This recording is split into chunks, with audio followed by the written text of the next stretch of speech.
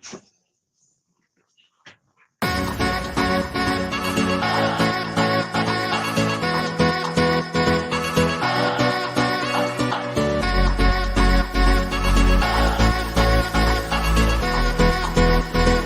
worst possible thing you could say when you walk into a car dealership. I spent 5 years with Mercedes-Benz, 5 with General Motors, and the worst thing a person could say when they walk in is, if you could just get me to this payment, we got a deal. So your loan's probably still like 19, which means you got to pay to get out. You're upside down. It's called negative equity.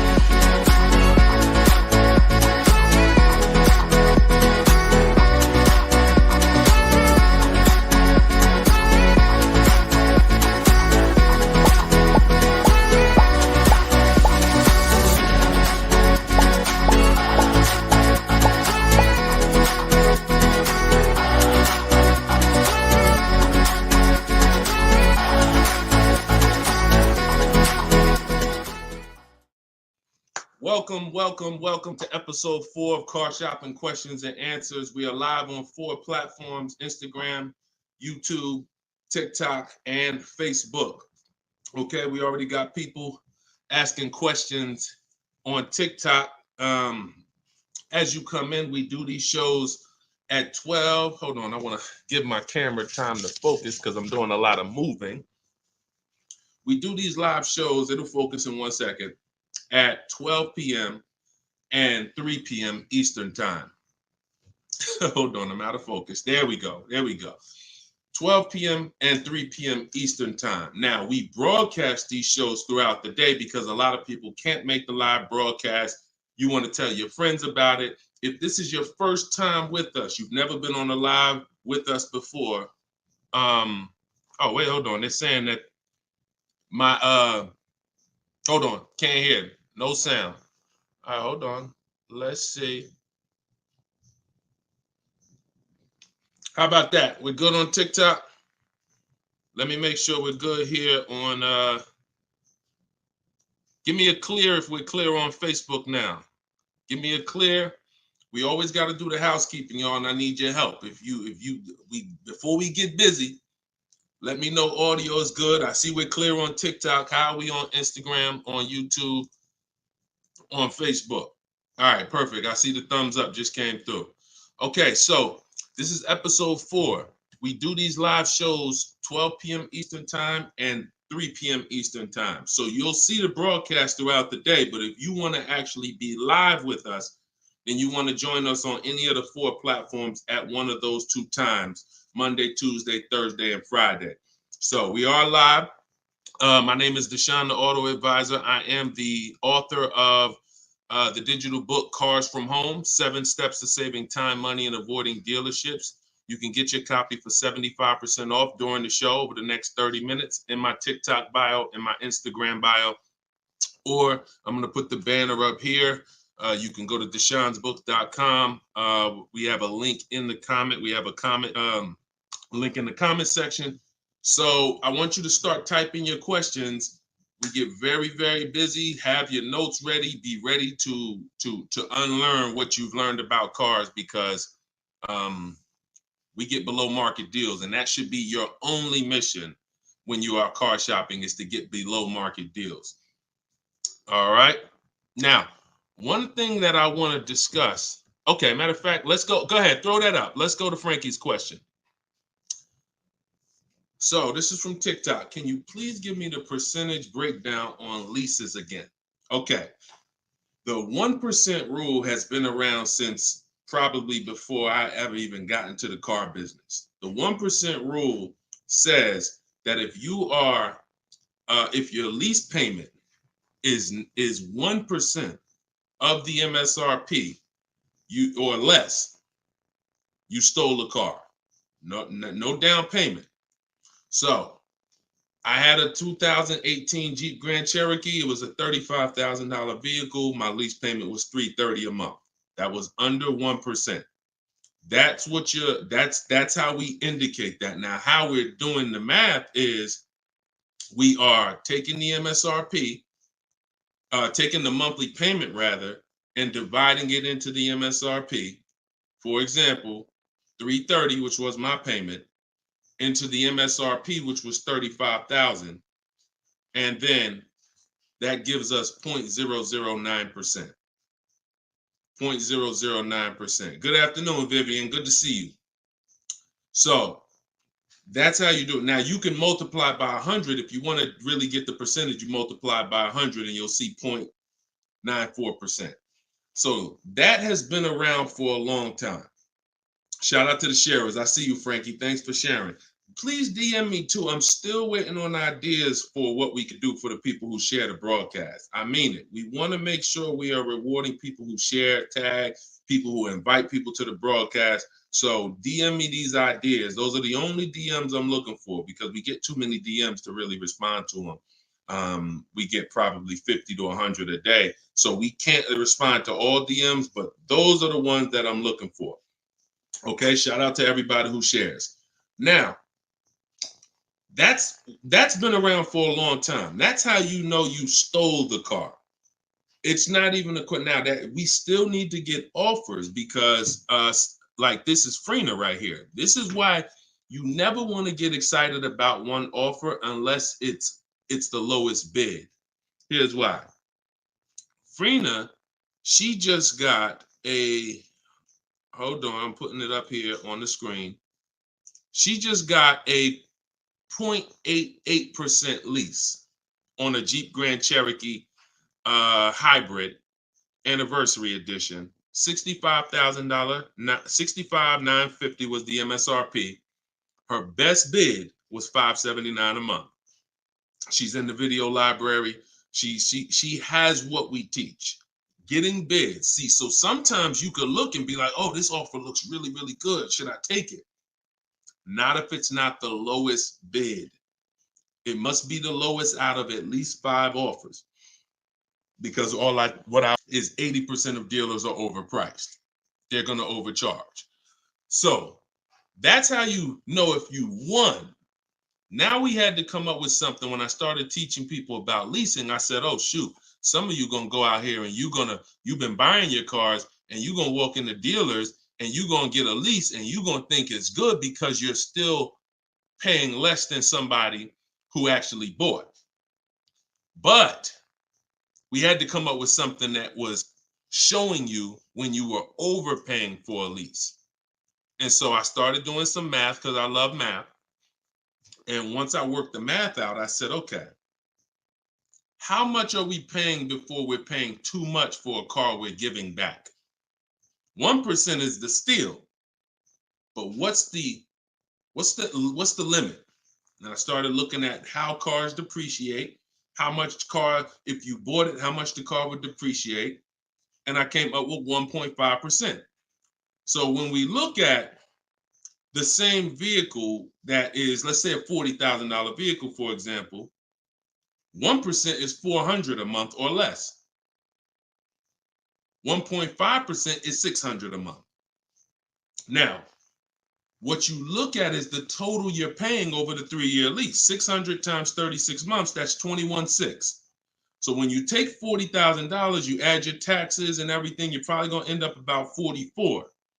21 is about the threshold where you're still paying less than if you had bought. You're still losing less value, but and you're tying up less money. But at the same time, that's the limit. Above 1.5%, there's no value in this lease anymore. And that doesn't mean we go buy the car. That means we look at competitors because competitors do offer more aggressive lease pro. Every single vehicle, you guys, and there's over 400 of them, has a different lease program. Sometimes even the trim level is different. The Touring has a different lease program than the Limited. So we don't deal with overpriced leases. And so that's why I created the 1.5% rule. That's how it became to be, based on the fact that I knew a lot of people, as they unlearned that bad advice about leasing, as I taught it and as they heard it from other people, they were going to go and get leases. And it's important that you know when there's no value in a lease and you shouldn't be accepting a lease. And that doesn't mean, and look, let me be very clear. That does not mean, that's why I explained the first part of this question, of this answer. You don't walk into a dealer and say, hey, I'm trying to get under 1.5. You don't walk into a dealer and get a lease quote and then you say, hey, well, look, I got to be under 1.5%. No, you're doing this wrong.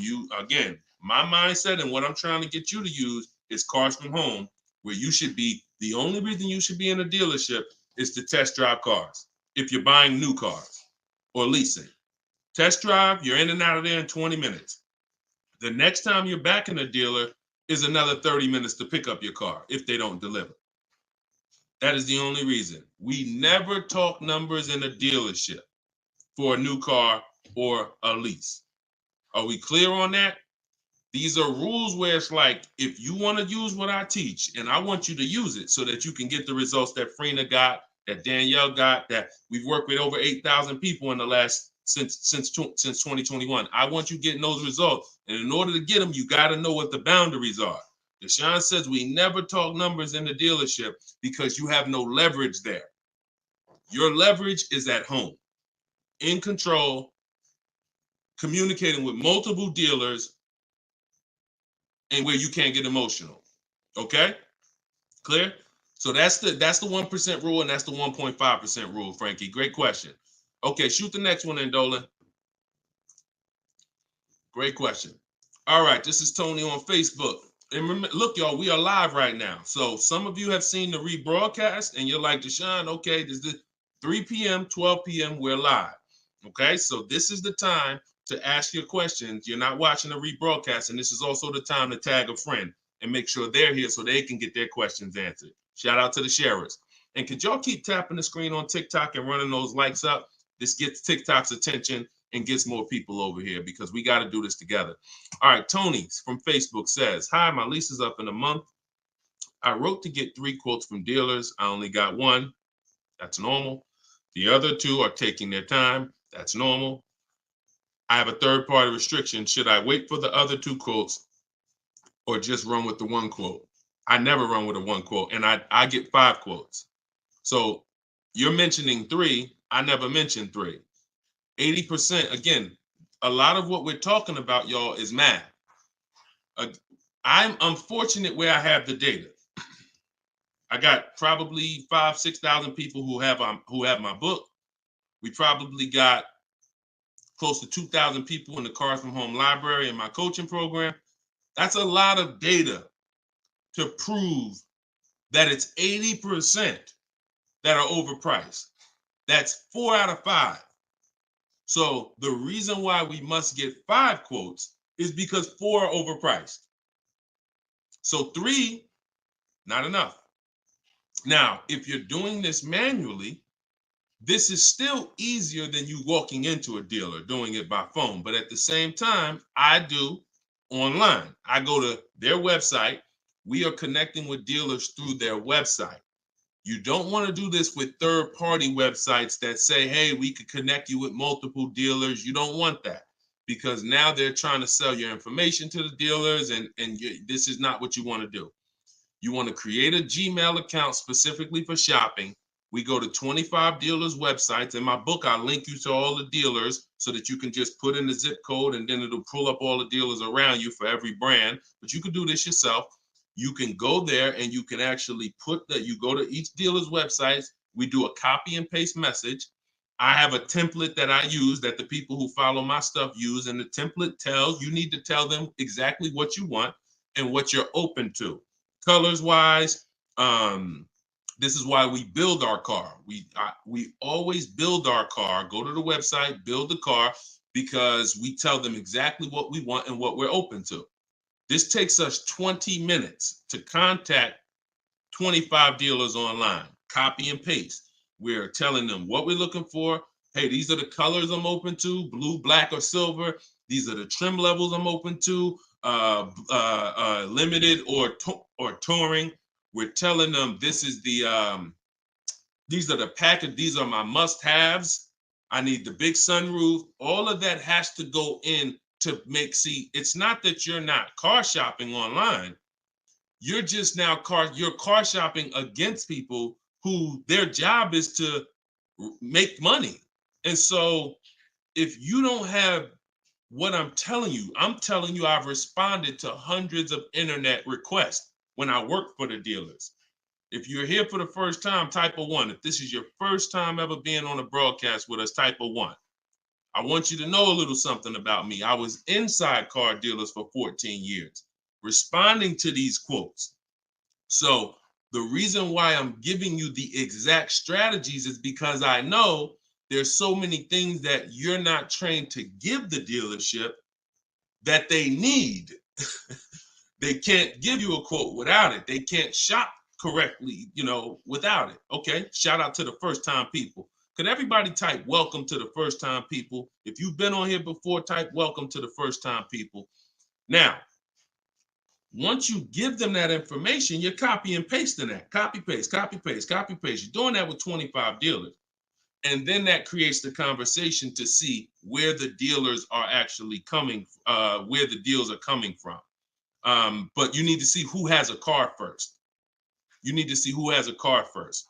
So, oh, you're talking about selling the lease. Okay, you're earlier in the process. Understood, Tony. Okay, perfect. No, just talk to another used car manager. And you want to have conversations because one, your car is worth different things to different people. You need at least 3 for that. You're on point. Yes, 3 quotes for your lease buyout. For your old car from 3 different used car managers. And if the 2 are not getting back to you, then just move on to other ones. But be aware, you should be using those values you got online from the online buyers to see if you have equity, because not everyone has equity. The whole purpose of the equity assessment is to make sure you're not leaving any money on the table. That's the purpose. But there's no guarantee. Many people have turned their leases in not knowing that they should have done an equity assessment, and then the dealership sitting on $2,000, $3,000, $4,000, $5,000, $6,000 that they didn't know about. That's what we want to prevent. So if you do those offers and you see you have $3,000, $4,000 in equity, now that's when you bring it here. If you do those offers and you're at a break even or $1,000, then that's not always worth it, because those used car managers are not going to match the highest offer. So be aware of that. But if you have equity there, then 3 used car managers, that's how you make a move. Okay? Fight for your money. This is your money. If you end up making $1,500 out the deal even, and it took you 2 hours, where do you make $750 an hour at? $750 an hour. So this is your money. And if you don't fight for your money, someone else will definitely cash the check. All right?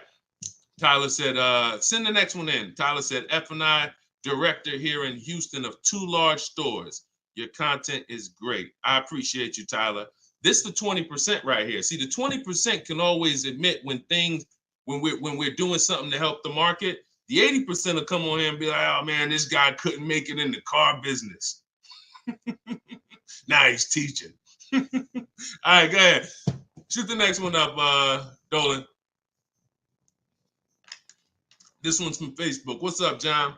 Instagram, y'all not typing enough questions. And Instagram, just so you know, the easiest platform to share on is Instagram, because you hit that little arrow, it looks like a paper plane, and it'll let you go down your Instagram friend list and send this broadcast out to probably 10, 15, 20 people. Okay? Don't cheat your friends. All right? Shout out to the sharers. John from Facebook says, is it hard to purchase with a charge-off on credit 3 years old? So everyone who has credit issues should be following Shonda Martin. She's on all the platforms, Road to 750 plus.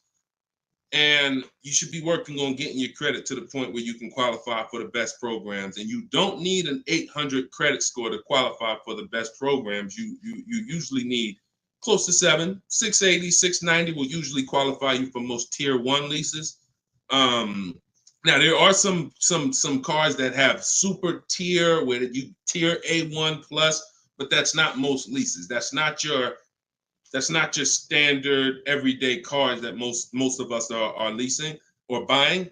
So the question is, the answer is, if you don't need a car, then you should be working on your credit. If you need a car, then there's nothing you can do. You need to make a move. And so I recommend a company like Limbuzz.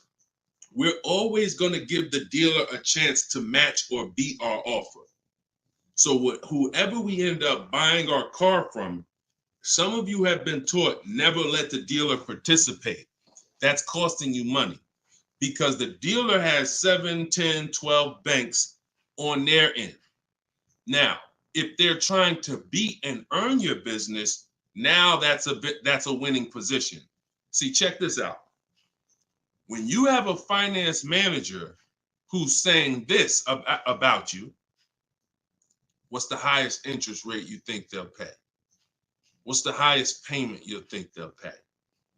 That's a bad position to be in. That only happens when you have no leverage, you haven't shopped, you haven't come in with an offer, and now they're trying to see the highest interest rate that you'll pay.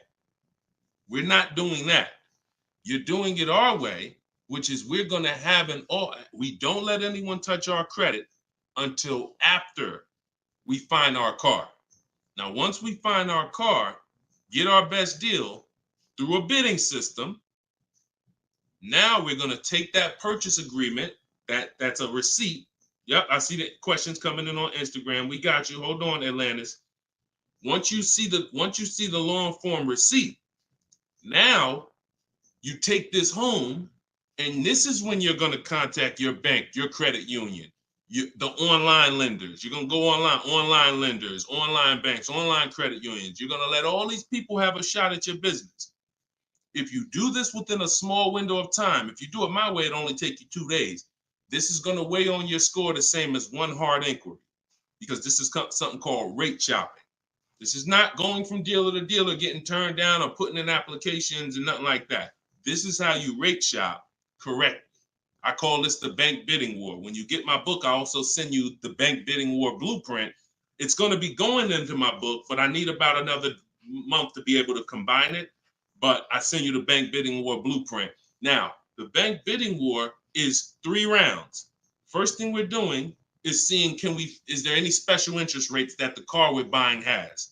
In your particular case, John, with credit challenges, you're not going to qualify for that. That's okay. But we need to check that. If there's 0%, 0.99%, that eliminates our need to do anything else with financing, because no one else is going to beat that. Second part of the round starts, there's 3 rounds to the bank bidding war. The second part comes after we find our car, and it's what I just broke down. When we come home, we let all these banks, these lenders, online credit unions run our credit, and so they're bidding and submitting us their loan offers. Now, the third round is the dealer. That's when we're going to call the dealer who we reserved the car with and say, hey, I got 6.29 from this bank. If you can beat it, I'll give you the business. Now, this is the big difference, you guys. When you have a finance manager who's trying to beat your offer, who's calling their banks and saying, hey, I need to get 5 point something because this person already has 6. That's leverage. When you start bidding, like I'm teaching you, like what's in my book, like what's in everything we do, in my videos, everything's a bid. You have the leverage. And there's no way for you to overpay when you are getting bids. So that finance manager calls you back, it's only going to be 1 or 2 answers. Hey, Stuart, man, listen, I tried my best, man. I reached out to every bank I got. No, I can't beat that rate, man. I appreciate the opportunity, but you can go with your own financing. In which case, you guarantee you got the best loan.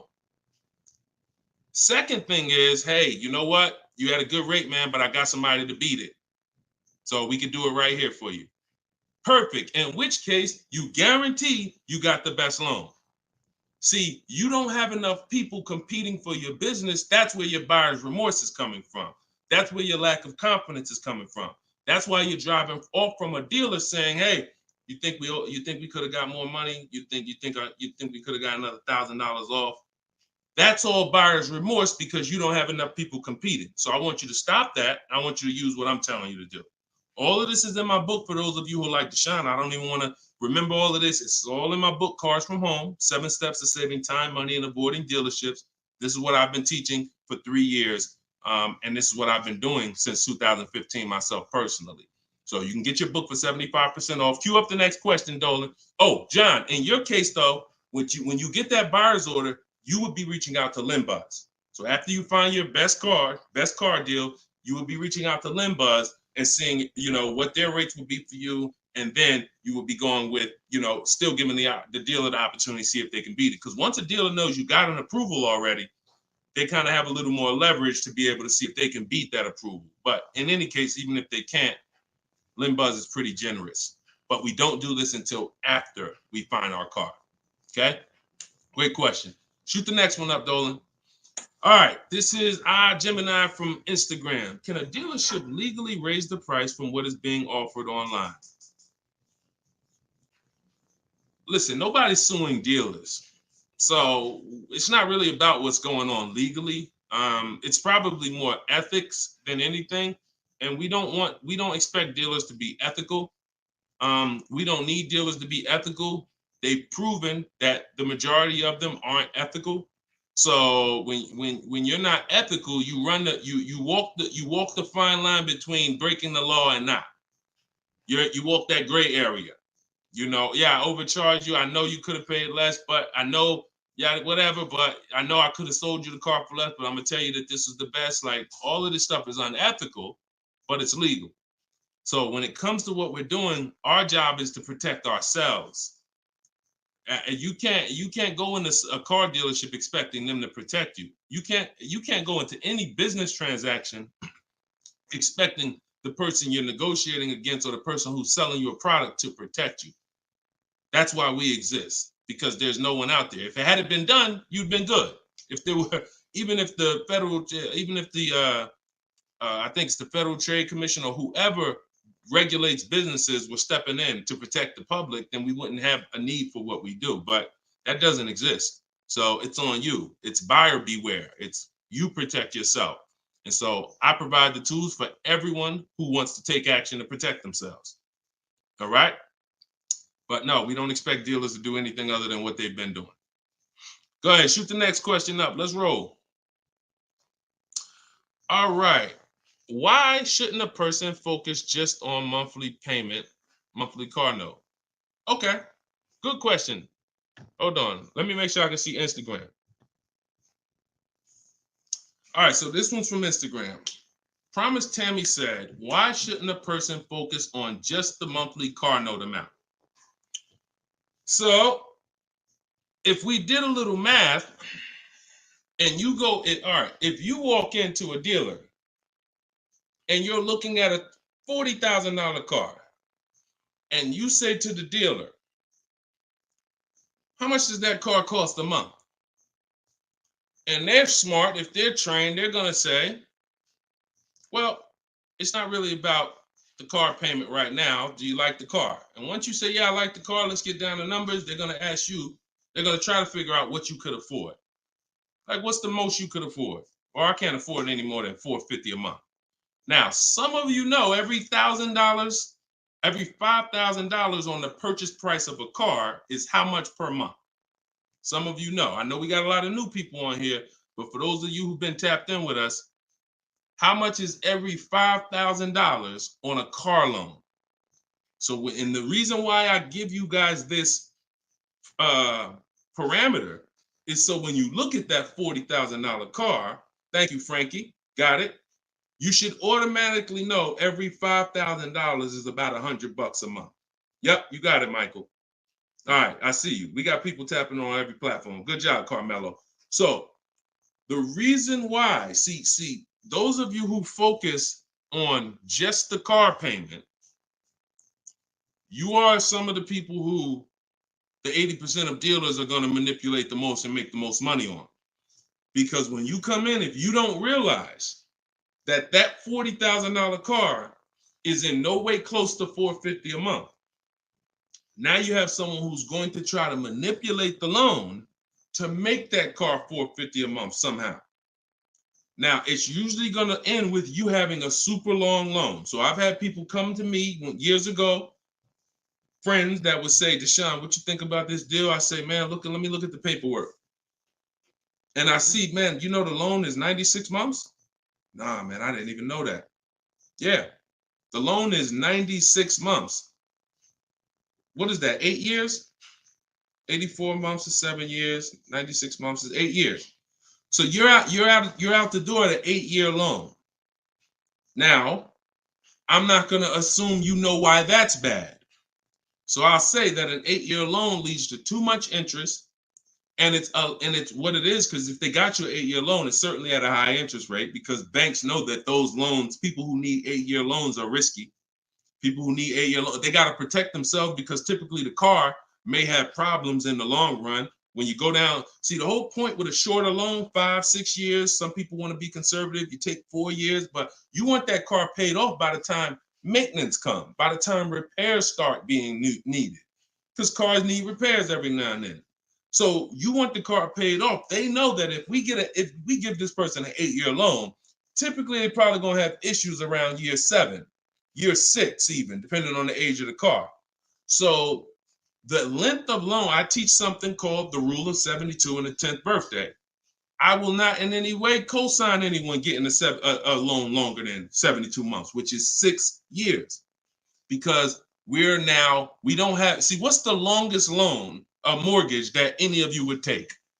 Let's keep a real fast dialogue going. All of this is to really answer the question that Tammy's asking, which a lot of other people have. So we need to indicate why this makes a difference. The longest mortgage most of you are going to take is 30 years. Mortgage. There are 40-year mortgages available.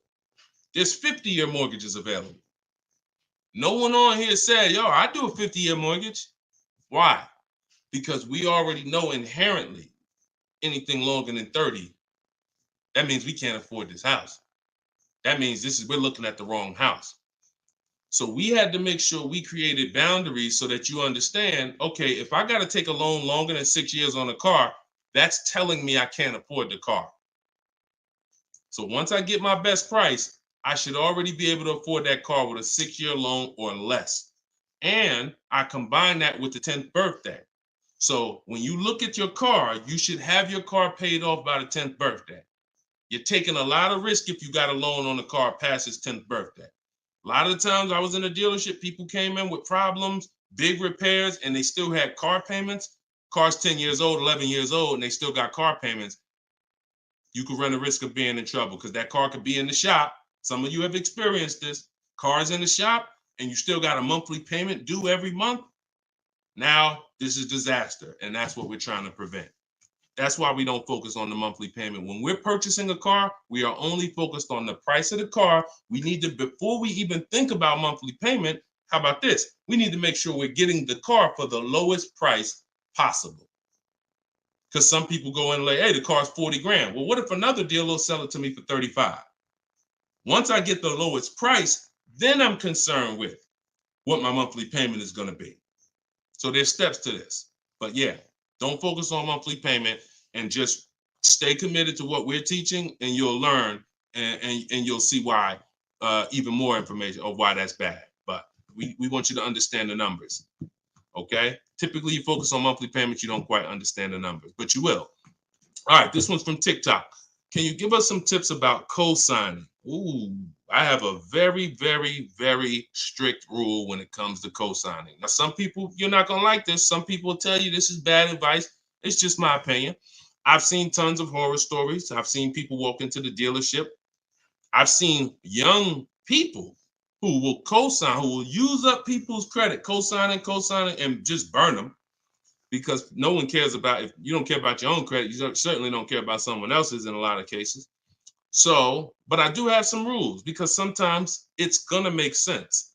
When you can pay, if a person does not pay, then you're good. Example, my daughter, we're going to get her a car. I'll co-sign only if I can pay the note if she doesn't pay. So let's say she's working, she's paying X amount per month, I'm co-signing, but if for example, she loses her job, anything happens, I can pay if she doesn't pay. That could be for the spouse.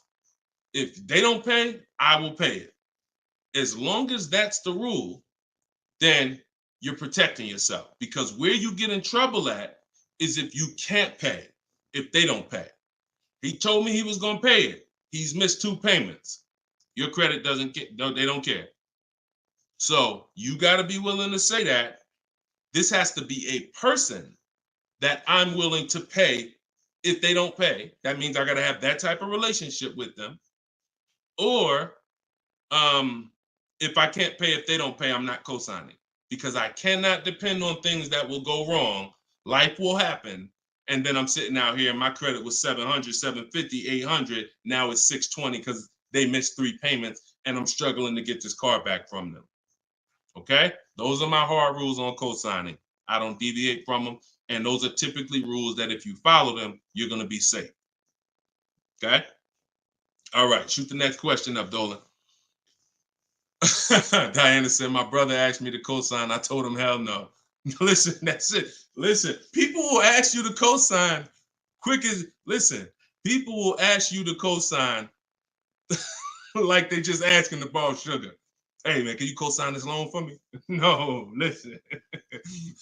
It takes a while to build up great credit, and it takes seconds to destroy it.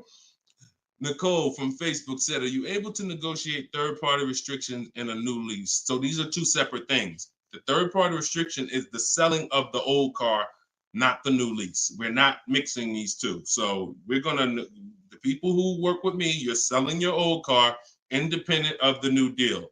The new lease is its own transaction. We split everything we do into separate transactions.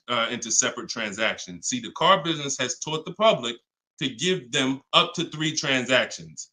Buying a car from them is 1 transaction. Getting a loan from them is a 2nd transaction. Letting them buy your old car, which you call trade. We don't use that word.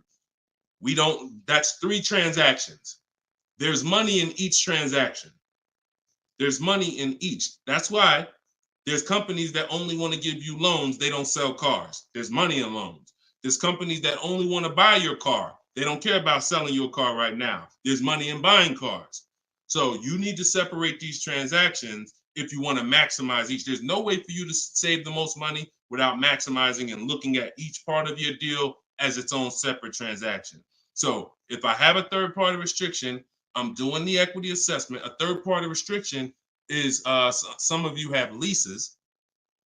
We always need to see if there's any equity in our lease before we return it to the dealership. If you have returned your car to a dealership without doing the equity assessment, you don't know how much money you've left on the table. Because if there's $2,000 or $3,000 of equity in your car, the dealer's keeping that, and that's their money. So, or the bank's keeping it when they sell it, that's their money. It's probably the dealer will find a way to buy it, and it's their money. So when we look at an equity assessment, we're going to do it at all times. Now, there's no guarantee we have equity, but we want to guarantee we're not leaving equity on the table. And so a third-party restriction doesn't mean you can't sell a lease. Who didn't know you could sell a lease? Type a question mark. If that's new to you, this is your first time hearing this, you've been leasing, and you're like, Deshone, I never heard about selling leases. I had no idea this was a thing. Type a question mark if this is your first time hearing that you could sell a lease. Okay. Fish Guy Rodney. Okay. See, so more information is coming out.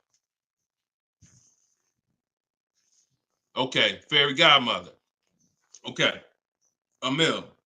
Okay, I'm sorry. I just tore your name up. Sorry. So as you change Shamir on Instagram. So when we look at this, we got to see that the things that we don't know cost us money. So now it's like, once they saw people, because we helped out probably thousands of people in the pandemic sell their leases, used car values, resale values were crazy. So we had people making $5,000, $10,000, $12,000 selling their leases. I sold my Jeep Grand Cherokee lease. I made $8,900 after I drove it for 42 months because I extended the lease and then I sold it. My mother, she drove her car. She made $10,200. Now those numbers don't exist anymore because values have come back down. But there's still people who are going to make 3, going to make 2, going to make 4, depending on your car. Now, every car doesn't have equity. But when it comes to the third-party restriction, they don't say you can't sell. They limit who you can sell to. You must sell to a local used car dealer. To a local dealer of the same brand. So if you have an Audi, you must sell to an Audi dealer. we are still going to get bids. We're going to get at least 3 bids from used car managers at Audi dealers, because your car is not worth the same thing to every dealership. Your car may be worth 19 to this dealer, 19.8 to this dealer, 21 to this dealer, which is why we must get bids.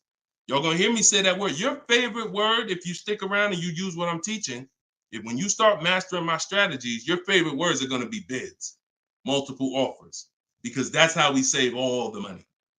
So okay, so that has to be handled, Nicole, separately. The selling of your car, the who I'm gonna sell that car to, you find that person first. Then you go shop for your replacement car. And then once you go sign that deal, you sell the car, you do it the same day, and you maximize both transactions. Okay? And all of this, guys, shouldn't take you any more than 90 minutes.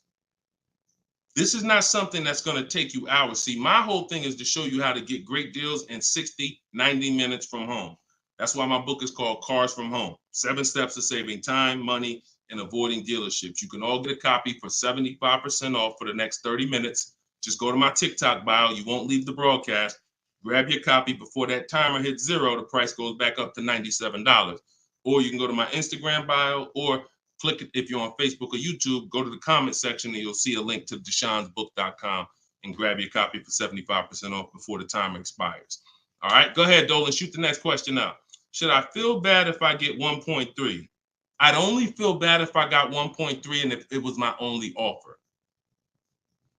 If it was my only offer, or if I only got 2 offers, then yes, because I'm going to tell you why. I'm going to show you something.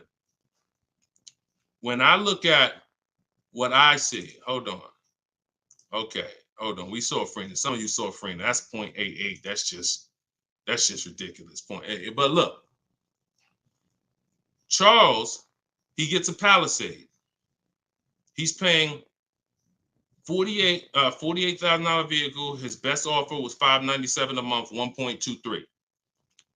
Now look at and sometimes people who are getting phenomenal, who are looking at cars that are super, super popular, they'll go a little further, and he reached out to 35 dealers. Now I want you to pay attention. Some of you, the average person only shops 2 dealers. My strategy is I teach 25 to 5. But once you see my copy and paste system, which is in my book, I have a copy and paste system where we're on their website. You'll see that I could talk to another 10 dealers. It only take me 10 minutes to open up contact with another 10 dealers. We always use a separate email. Do not contact dealers from your personal email. I'm warning y'all. It's not going to work. You're trying to go through your work email, and then you got your personal stuff, and then you're seeing the car dealers. Don't do it. Create a separate Google email, and that's how we do it. So he said, I reached out to 3,500 dealers, got 10 quotes back. So that $597 a month, 1.23 is the best out of 10. So so I always tell you, when you do it right, you're going to see offers that are $150 to $200 a month more. That's when you know you've exposed the 80%, and that's when you know you shop the right way. If you don't see that type of spread minimum, you haven't shopped enough offers. So that's the only time I would feel bad, GKA, is if I didn't get at least 5 quotes, because I don't know if 1.3 was the best. I'm gonna tell you a funny story too, because Freena's in our coaching program, and Freena reached out and she said she was looking at a Jeep Grand Cherokee. Get ready for the next question, but I'm gonna tell y'all, I want to hammer this home so y'all understand the importance of multiple offers, and you don't get lazy, because the things I'm telling you might take another 30 minutes, 40 minutes, and they save your family $3,000. You can't put a price on. Well, you can put a price on that. So Freena was shopping for a Jeep Grand Cherokee Limited. She comes to the group and she said, Deshone, this was the best offer on a Jeep Grand Cherokee Limited. It was like 1.2 and change. But she said, the guy that made me this offer said he has this 4XE. It's a hybrid. And he said he could actually do better on that one. She said, what do you think I can? He told me what it would be. It would drop the price here. I said, if you're open to that, then you need to run your quotes again and get 5 more offers on that vehicle, because it may have a better lease program, in which case you need to open it up again. She opened it up again. That's how she got her 0.88% lease. So if she would have just said, well, this guy is getting me 1.1, I'm going to just take that, then she never would have found a 0.88. Multiple offers. That's probably $100 a month difference than what the last offer, $100 a month times 36 months on this lease. You're talking about $3,600. And she did it in minutes. Once y'all learn how to do this, it's minutes. This is not hours. I'm not spending more than 60 minutes on shopping for a car. Now, that doesn't mean I'm not spending time to decide what I want. But once I decide what I want, once you know what you want, 60 to 90 minutes to get the best deal. That's it. All right, shoot the next one up, Dolan. Keep the questions coming, y'all. We are live every day at 3 p.m. Eastern time. Well, not every day. Monday, Tuesday, Wednesday, Thursday, and Friday. Monday, Tuesday, Thursday, and Friday at noon and 3 p.m. So this is our live show. Okay.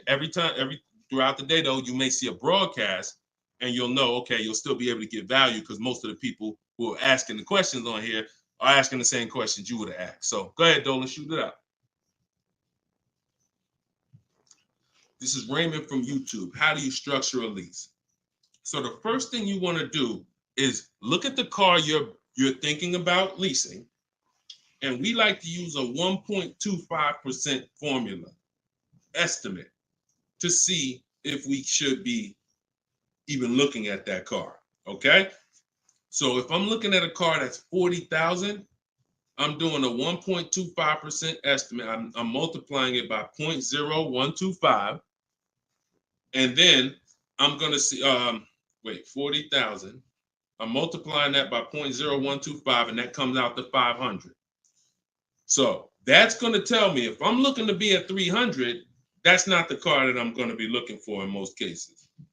Now, we don't know if the best deal is going to be 1.25, but we're trying to estimate based on a bad deal is above 1.5.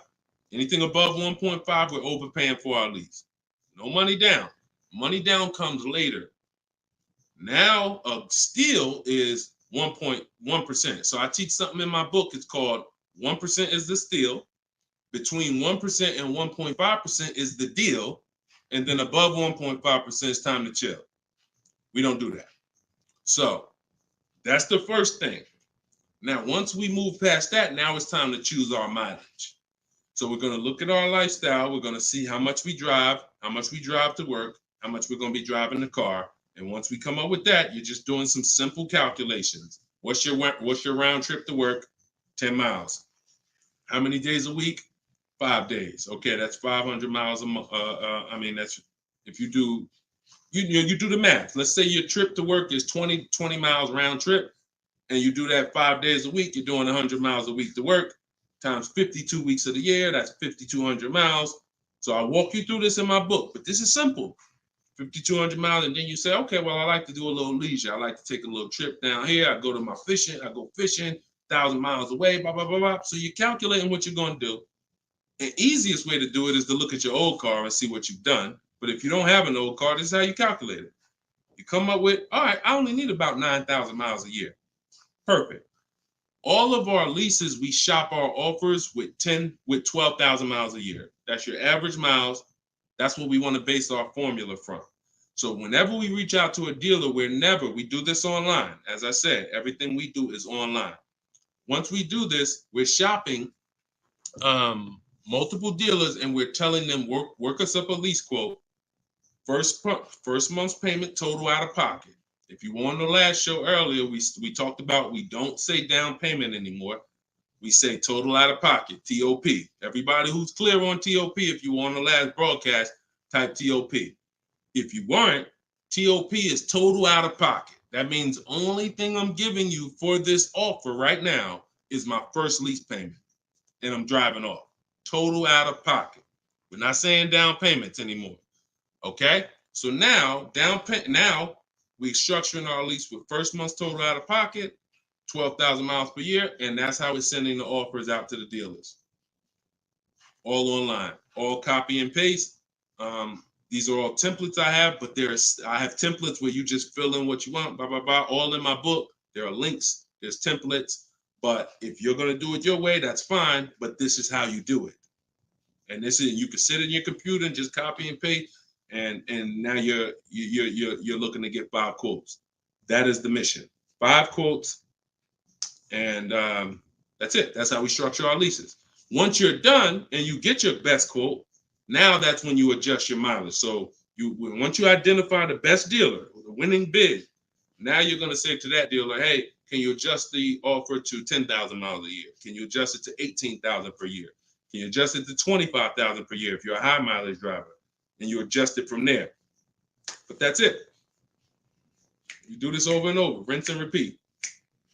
Rinse and repeat. All right. Great question. Shoot the next one in, Dolan.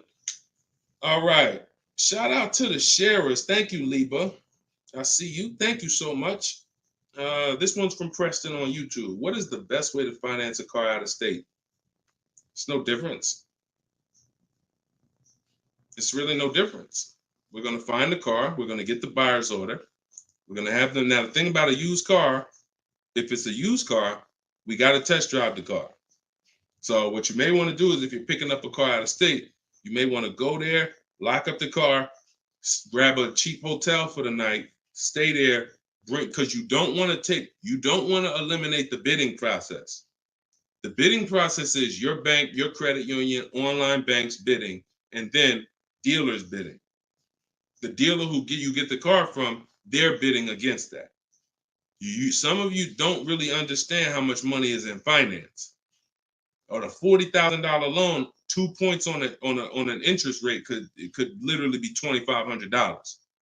So we got to understand there's a lot of money in loans. So if I'm driving to pick up a car out of state, what I'm typically going to do is go test drive that car. If I like it, I'm locking it up with a deposit. I'm taking that buyer's order. I'm gonna go back, depending on how far it is. If it's 3 hours away, I'm probably not gonna drive home and then come back. Depends on you. I'll probably just post up in a hotel. Go do my financing online. Let all these banks and credit unions run my credit so I can get their offers, and then I would call the dealership the next day and say, hey, this was my best offer. If you could beat it, I'll just come get it from you. And that's it. I'll spend $50, $60, $100 on a hotel to save $3,000, $2,000 on interest on my interest rate. But everything else is the same. So we can't be scared to go out of state. If many of you who are using what I'm teaching, you're going to see. Look at Eddie. Who was Eddie who drove? Hold on. Short conversation. John, hold on. Market. Trying to think. I'll see many of who I'm going to share with you. You'll see they'll say when they're picking up their car, I'm driving 45 minutes. I'm driving an hour and a half away. Look at Sean. Perfect example. Sean, he's also in our coach. Now, I don't want you to think, oh, I got to be in Deshone's coaching program. There's just some people who are. The information's in the book. We got the video library. For those of you who are like, okay, I like videos to go along with the book. That's fine. I link you to some videos in the book. But then there's some people who coach with me and I can talk personally to them. So Sean comes on here and he comes into the group. He said, he sends this. Look at the amount. He said, I'm looking at some advice on this F-150 Lightning XLT. It's a $73,000 truck. The dealer discounted it $4,900 and then revealed that there was a $15,500 rebate. His total savings is over $20,000 off this truck. So I'm like, all right. Now me, being who I am, I don't know if that's the best. 2015, I sold 2 Maybachs. They had $20,000 rebates on them. So we don't know if this is the best. I haven't seen, this is what I said to him. I haven't seen the other offers yet, but I'm assuming you got at least 5. You're saving over $20,000 on this with this discount and rebate, but the only way to know is to compare to the other offers. See, I'm not going to get excited about this deal until he tells me what I'm about to read to you. That's when we get excited. He said, guess I could have put a little more info on here. Yes, I got about 15 quotes. You see the difference? This is what I want you to get. BK Dollar, this is what I want you to get. Liba, this is what I want you to get. Everybody watching, the money is in multiple offers. The reason why you're not saving, you're just not getting enough offers. So he says, I ended up expanding my search to 150 miles outside my area to find this deal. He said, I couldn't find, watch this, I couldn't find anything under MSRP in that first search. So think about how I'm telling you, the local dealers know when they see your zip code, they know, okay, some of them, all right, we don't have to do too aggressive. But those dealers that are an hour and a half away, when they see your inquiry, they're like, oh, listen, this is a person we never would have saw before. What is it going to hurt us to blow this truck out? And we take a deal from one of our competitors' markets. We'd love to see our license plate frame over in their market. That's how we win. So he ends up saving over $20,000, and he doesn't mind driving 150 miles to go get that truck. Why? Because every mile he drives is dollars he's picking up. We clear on that? We clear? If you're clear on the importance of multiple offers, type clear. All right, shoot the next one up, Dolan.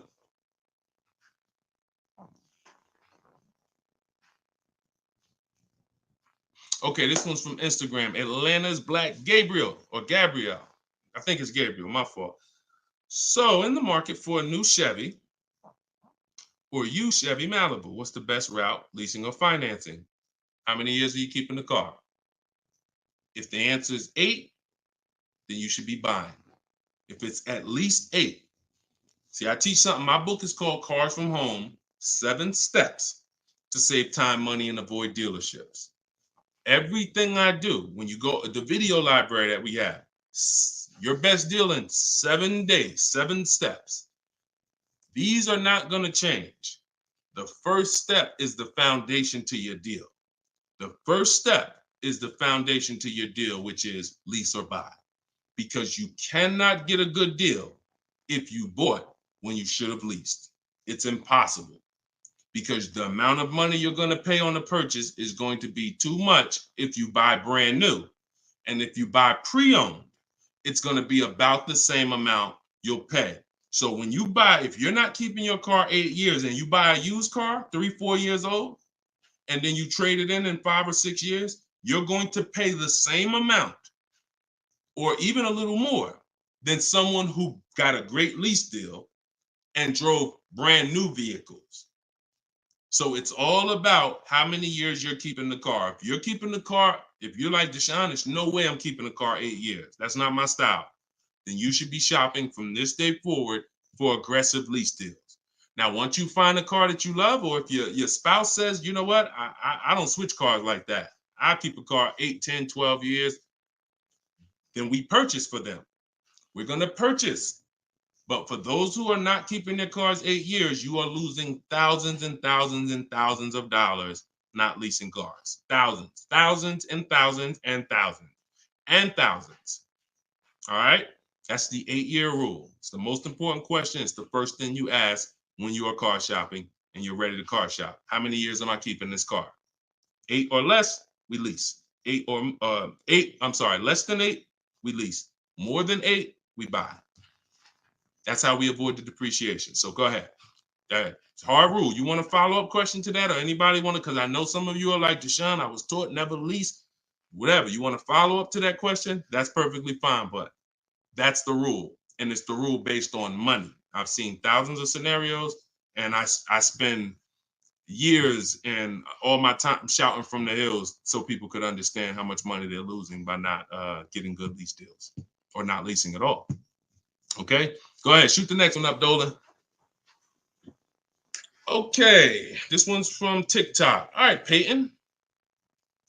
Do dealerships finance used cars too?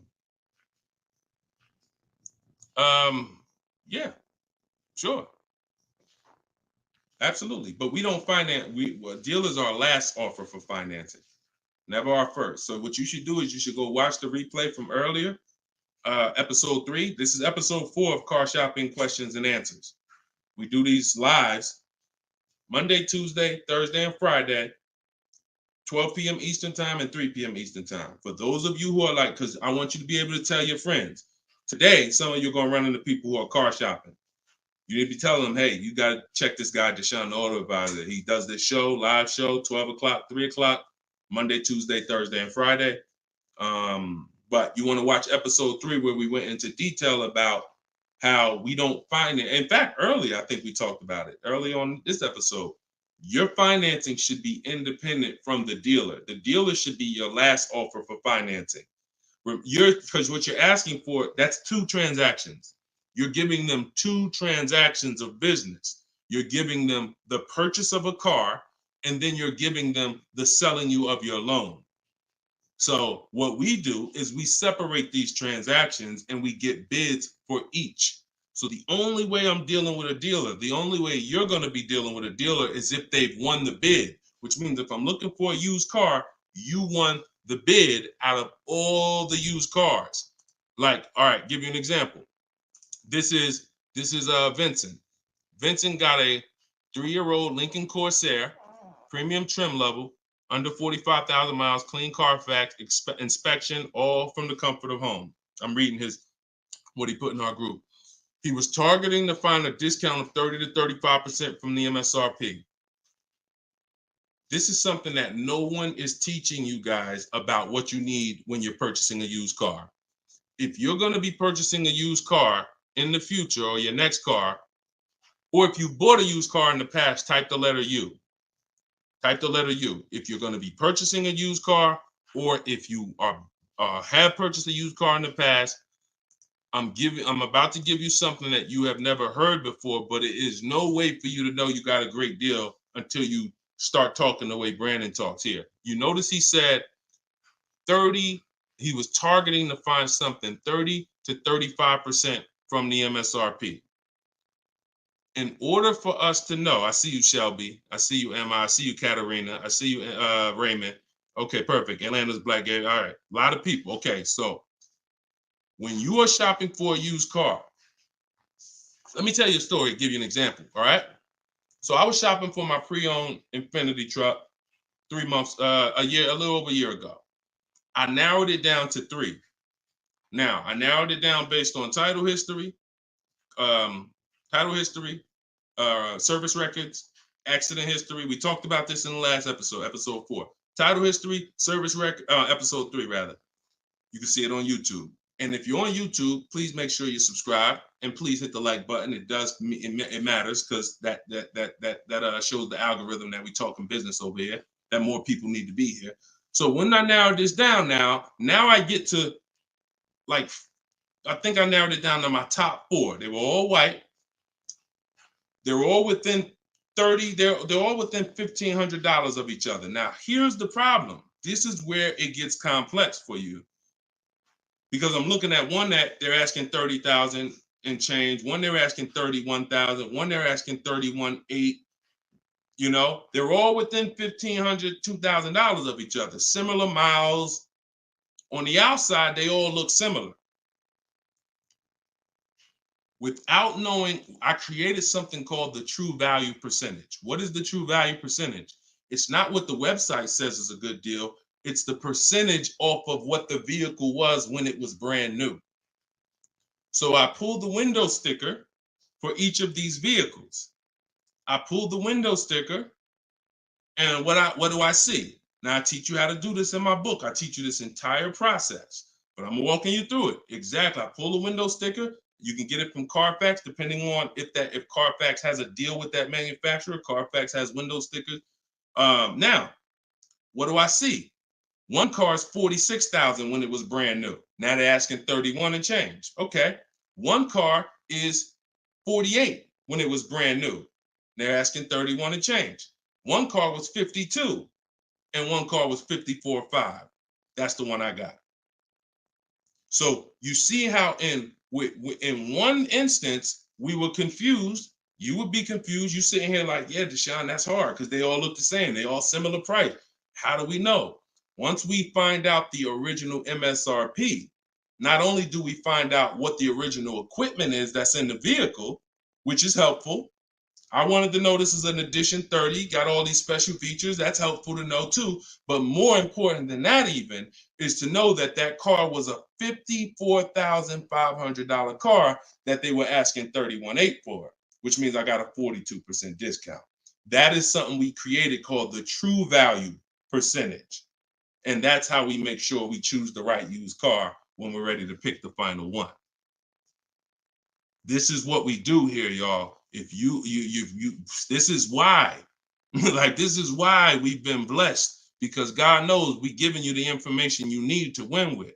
So all of this is in my new book, Cars from Home, 7 Steps to Saving Time, Money, and Avoiding Dealerships. If you want it all in one place, you can watch the show. You can watch my free social media videos. I got hundreds of them. Or you can say, Deshone, I'm going to get this it's 75% off in my TikTok bio. It's normally $97. But you can get yours for 75% off. And you can get it in my Instagram bio, or if you're on Facebook or YouTube, click the comment section and click that button that says Deshone's book and get you 75% off for 30 minutes. After 30 minutes, price goes back to $97. So, all right, but that's the true value percentage. And these are the things that we never buy a used car, ever, without looking at the true value percentage. So when you saw what he said when he bought that Lincoln, as he was targeting to get something 30 to 35% off MSRP, and he ended up getting one for 43%. So that's what you need to know. Go ahead, shoot the next one up, Dolan. Great questions today. All right, Raymond on YouTube. Does it make sense to buy an existing lease? So when you're buying a lease, all you're doing is buying a used car. That's how you got to look at it. It's a used car. It's just, it may be your car. If you're buying your lease out, it's a very different. See, what I see most times is people want to buy their lease because they don't know how to shop. Because there's deals out here. We've been making deals since the pandemic. I started our video library. We started that in 2021, November. Middle of the pandemic, when people were paying ridiculous prices over with the 80%, they were cashing the biggest check they've ever cashed in their lives. Like in their lives, they were like, and we were getting deals all since then. Felicia came in. She was our first person in our program who got a BMW. She saved $1,950 January 2022.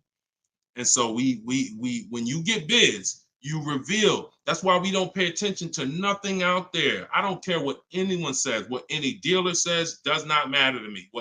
That does not matter, because I know that if we got deals all through the pandemic, oh, forget it. That's why this market, we're killing it even more. So, you know, if you're buying your lease because you're keeping it another 8 years, you say, man, Deshone, I used to lease, but you know what? I really want to buy something that I could keep for 8, 9, 10 years. Then sure, buy the lease. But if you're not doing that, then you're moving from a lease mindset, which is I'm driving great cars, brand new cars, always under warranty in most cases, latest and greatest features, low payments, pennies on a dollar compared to people buying. That's a whole value system. That's mindset right there. These are the people who are shopping for a lease. These are the benefits of leasing.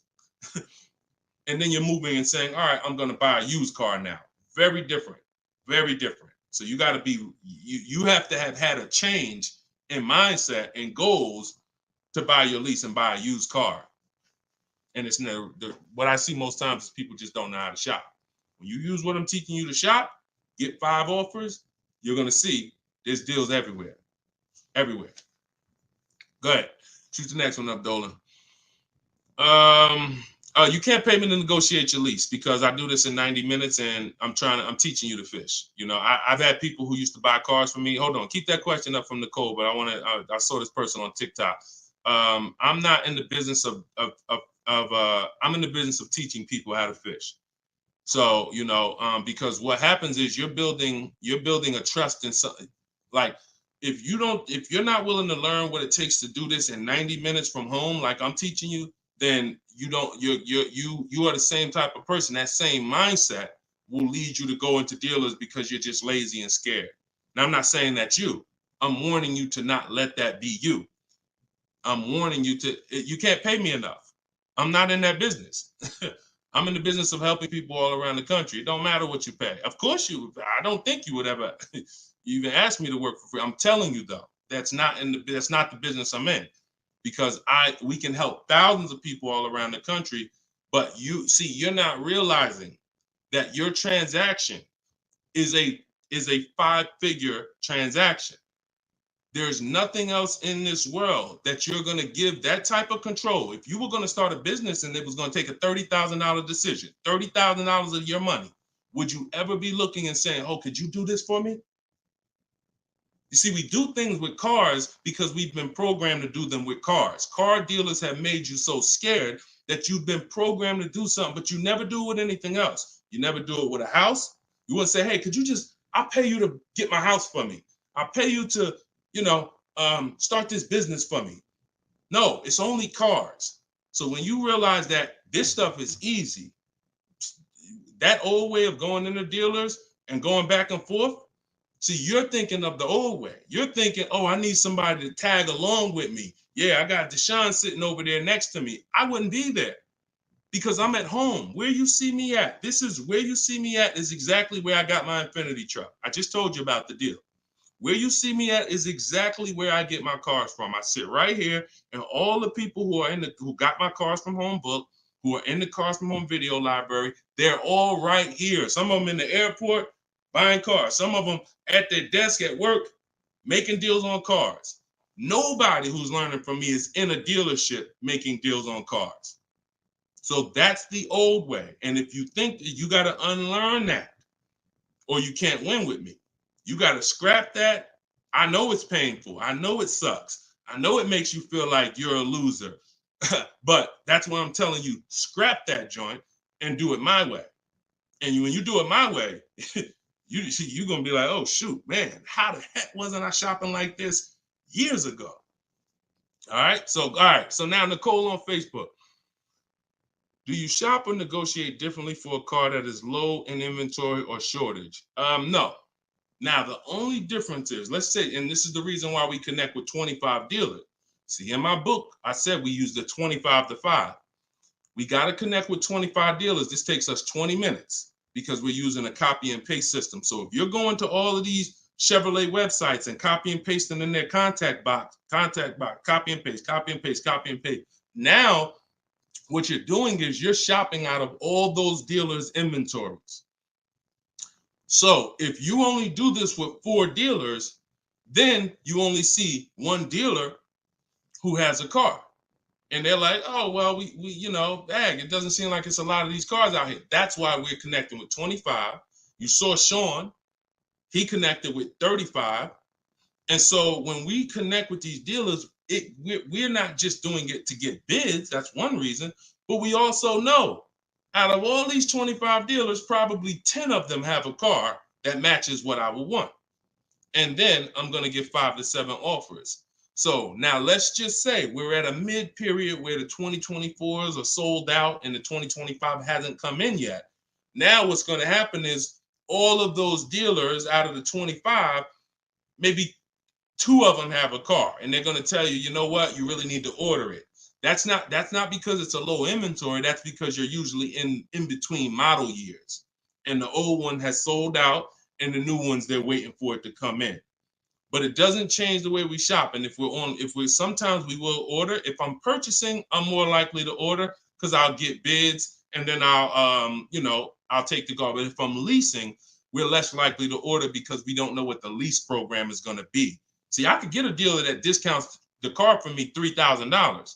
We had a person in our group, and they were getting a new BMW X4, the X4M, like the performance edition. We had a dealer, their best bid, the dealer was taking off $3,000 off MSRP. So, but the lease program is what we didn't know. And once the car came and they put the lease program on it, we saw that it was over 1.5%. So even at that discount, wow, we saved $3,000. Now, if she was purchasing it, that's a win. $3,000 off, beat everybody else. So I don't mind ordering if I'm purchasing. But on a lease, I'm less likely to order because I don't know what the lease program is going to be until the car gets here. Okay, but yeah, that the process doesn't change. It just we have little caveats based on on low inventory. Okay, process is the same. Nothing changes our 7-step process. Nothing. All right, go ahead, Dolan. Shoot the next one up. All right, great questions today. We got Jermaine, Facebook. So how do you transition out of a finance into a lead? Instagram, y'all not asking a lot of questions to. All right, hold on. Get Blooming chosen one.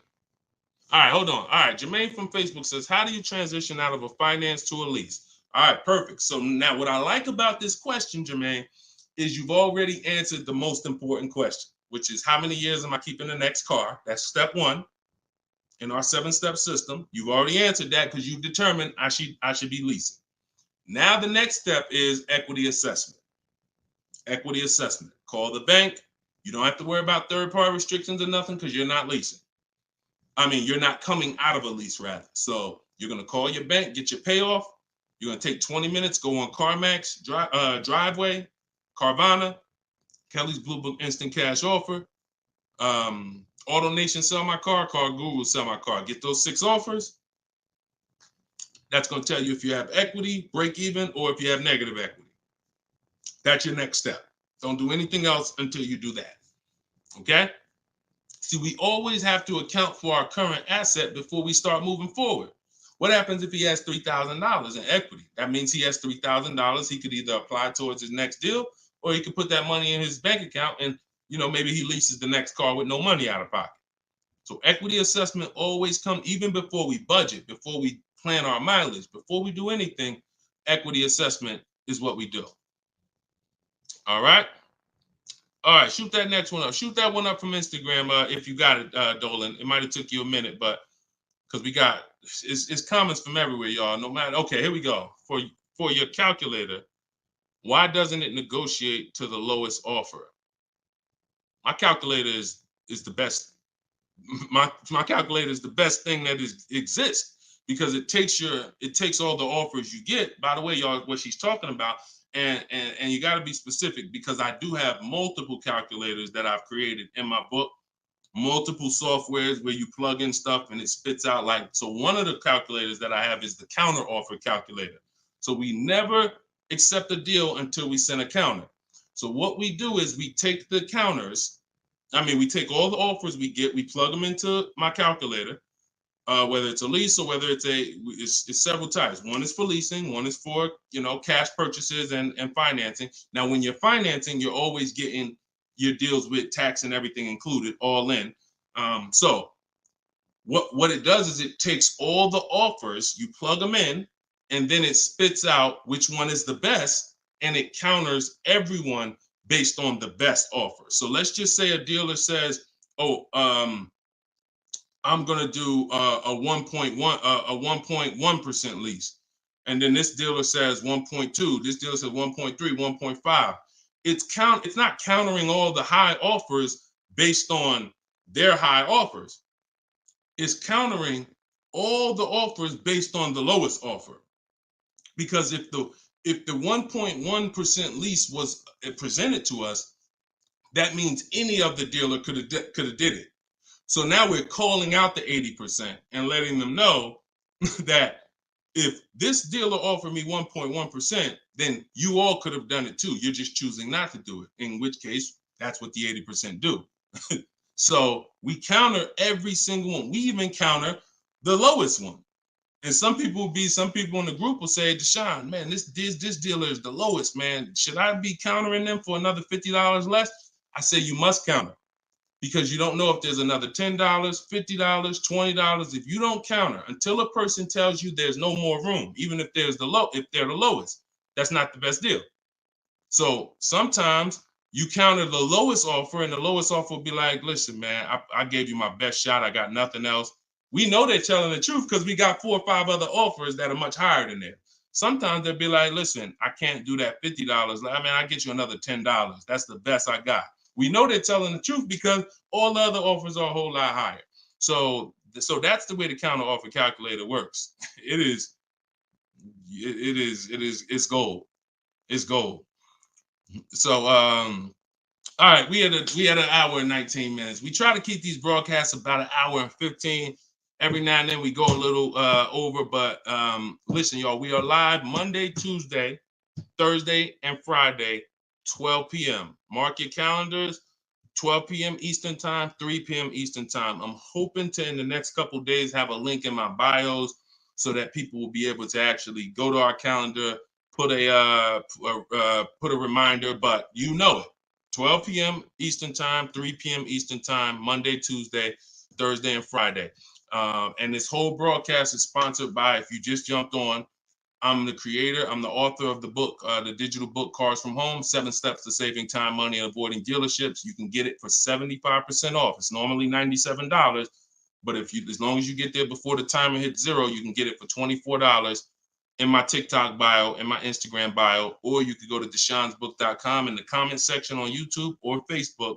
Get your copy for 75% off. I'm also the creator of the Cars from Home video library, and I've coached over probably 1,500 people now since 2021. So we've been doing this. Everything I'm teaching you is proven. And I'm going to tell you, just like I tell my coaching students, when you get my book, see, I don't do questions and answers for my book, y'all. See, there's people who DM me. First of all, I don't even see DMs. The reason why I can't do question and answers because there's no other author that does it. So I make myself available probably more than anybody. But when you buy the book, trust the process.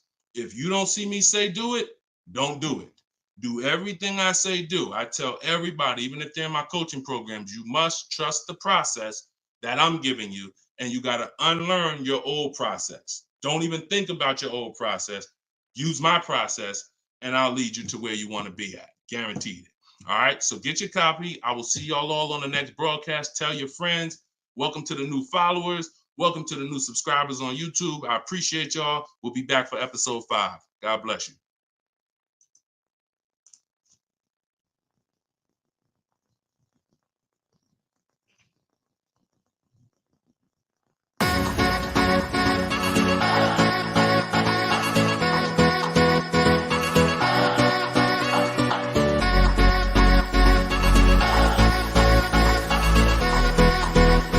The worst possible thing you could say when you walk into a car dealership. I spent 5 years with Mercedes-Benz, 5 with General Motors, and the worst thing a person could say when they walk in is, if you could just get me to this payment, we got a deal. So your loan's probably still like 19, which means you got to pay to get out. You're upside down. It's called negative equity.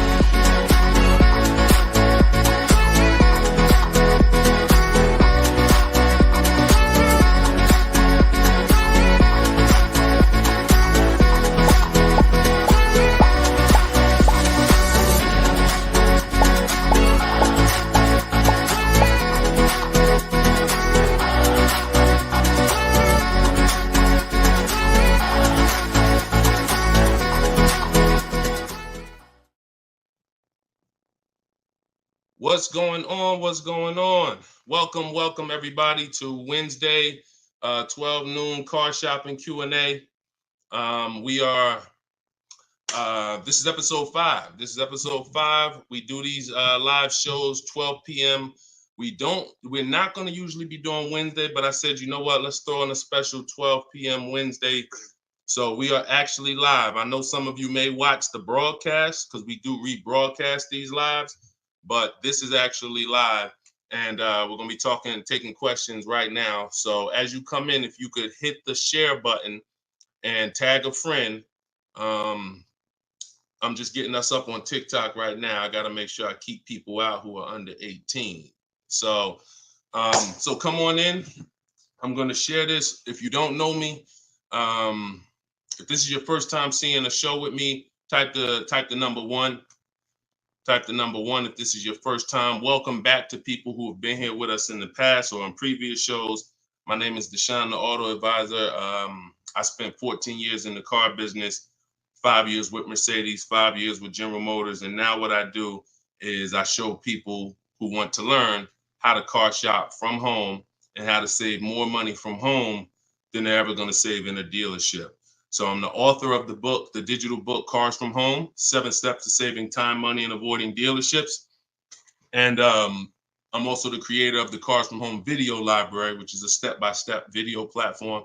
But anyone who's on here for the next 30 minutes, you can get a copy of my new book, Cars from Home, in my TikTok bio at 75% off. It's normally $97, but for 30 minutes, you can get it in my TikTok bio for 75% off, Instagram bio for 75% off. or you can go to deshonesbook.com in the Facebook comments or in the YouTube comments.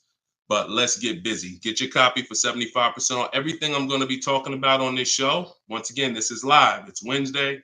This is a 12 p.m. noon show. So for those of you who may have seen the broadcast, this is actually live. So we can start typing our questions in. And my man Dolan's going to pull those questions in as you guys type them. And we're pulling questions from TikTok. We're pulling questions from Instagram. Shout out to TikTok. Y'all can start typing your car shopping questions. And let's get busy. What's up, Mike? What's up, Fancy Girl? What's going on, Crows fam? I see you back. Good to see you. What's up, Manly Snacks? Good to see everybody coming in on TikTok. And as you come in on TikTok, can y'all start tapping the screen? If you're going to spend 10, 15 minutes with us, start tapping the screen, shooting those likes up. And then my man Dolan is going to bring in the first question when y'all type it. So Instagram, make sure y'all typing. Sometimes Facebook and YouTube, we notice y'all are a little slow. We need y'all to get a little faster because TikTok always types their questions fast. And Instagram usually types their questions fast, but Facebook, y'all got to get a little faster with y'all questions. So we know that y'all going to step up today and start getting your questions in. All right. I see one that came in from JC. You want to pull that one up, Dolan? On YouTube? Okay. Our best deals, are they made from the comfy confines of our home? Or should we hammer it out at the dealership going toe-to-toe, jab for jab with the salesman, finance, and sales managers? Well, you have no leverage when you're face-to-face with someone. And leverage is what gets you good deals. Leverage is what, we up to 500 likes on TikTok already. Shout out to y'all. Keep tapping the screen. Appreciate y'all. And tag a friend. Everybody bring your friends over. They need this just as much as you do. So what JC from YouTube just asks is it better? He's basically saying, am I gonna lose something by not being in the dealership face to face with a car salesman? You know, am I losing something? And it's a good question, but you're losing something by being there. And let me explain why. You're losing something by being there because your leverage in a negotiation, it comes from you talking to other people and having other offers. Let me give you a real example so that you can really understand that. When people are negotiating for your business, you're going to save the most money without trying. You go into the supermarket. Do you have to try to find the best deal on laundry detergent? Do you have to try to find the best deal on, anything, spaghetti sauce? No. Why?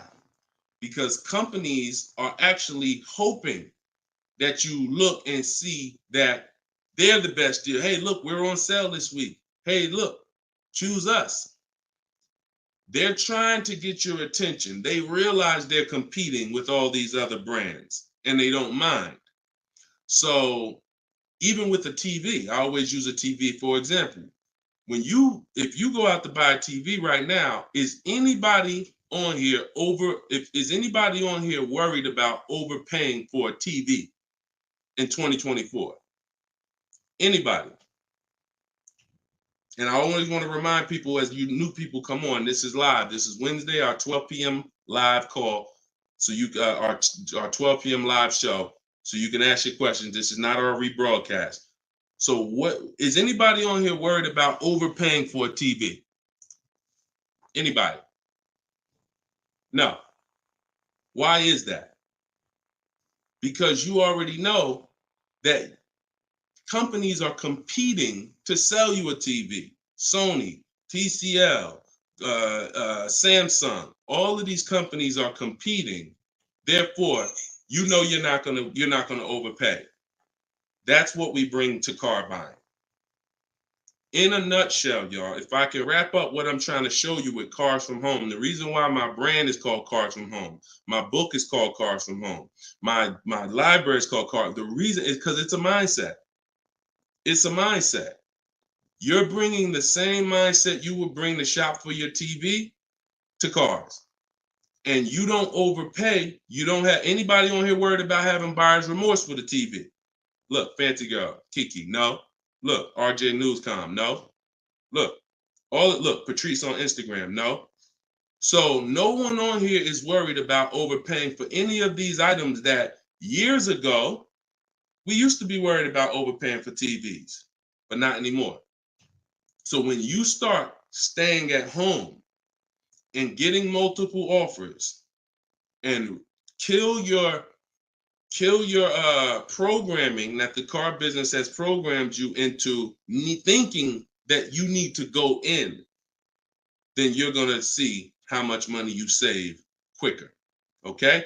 Who's not a good negotiator? As you come on, I want y'all to answer this question. Who's not a good negotiator? I see you, Yayo. I see you. Okay, I see you, Fun Times. Welcome, Tone Bud. Who's not a good negotiator? Just type me if you're just, Deshone, it's not my thing. I'm not really, look, Crow's fan. No, I'm not. What's up, Tom? Julia? So all of these, look, John C. on Facebook. No. William on TikTok. No. All of these people are not yet. Danny on Instagram. So what I want to tell y'all is you no longer have to think you need to be a good negotiator to win with buying cars. You're going to start making people negotiate with each other. And that's multiple offers. So if you're buying your next car and it's a new car, you're going to get at least 5 offers from 5 different dealers. And if you're leasing your new car, you're going to get at least 5 offers from 5 different dealers while you're at home. And if you're buying a used car, you're going to stay at home. You're going to look at the entire used car market on all the marketplaces. I teach 8 marketplaces. You need to be everywhere a used car is. These are like if you were buying a TV, to continue to use that example, you wouldn't just be on Walmart.com, but not be on Amazon. You wouldn't skip Best Buy. You wouldn't skip PC. Wherever there's a TV, you would be. It's the same thing. And y'all are going to save more money than you've ever saved, easier. This is how you take control and have your confidence, and you are empowered. Okay? So that's the answer to your question, JC. You don't lose by being at home making dealers bid. You lose by being in dealers going one-on-one. Okay, great question. Shoot the next one up, Dolan. All right, this one is Mr. Martinez on TikTok. Do they require a credit check with the request? Now, that's a good question. They'll make you think they do. Whenever somebody requests your credit for a quote, just know that that's a tactic. This is why you don't want to be in dealers talking. Remember this rule. Never talk numbers for a car in the dealership. Okay? Never talk numbers in the dealership. You want to only test drive the car. Now, it's a little different with a used car. New cars, leases, never talk numbers in the dealership because you have no leverage there. It's continuing to go back. You have no leverage inside the dealership. Now, when you are requesting your quote, you're going to the dealership site. In my book, my book is called Cars from Home, 7 Steps to Saving Time, Money, and Avoiding Dealerships. Everything that I'm teaching y'all is out of one of those 7 steps. Now, when you get to the point where you're getting offers, we're not using third-party websites because dealers pay for those leads. We don't want dealers paying any extra money to a company to get in touch with us. We want to go direct to dealers' websites. This takes 20 minutes. If you do it my way, you're going to the dealer's website. In my book, I have a link to the dealers, each brand. You put your zip code in and it'll pull up all the dealers. Now, as you go to these dealers' websites, you're doing a copy and paste. Copy and paste. And now, what are we saying in that first message? What we want, what we're looking for, when we can purchase. We're not talking about numbers yet. We just want to see who has a car.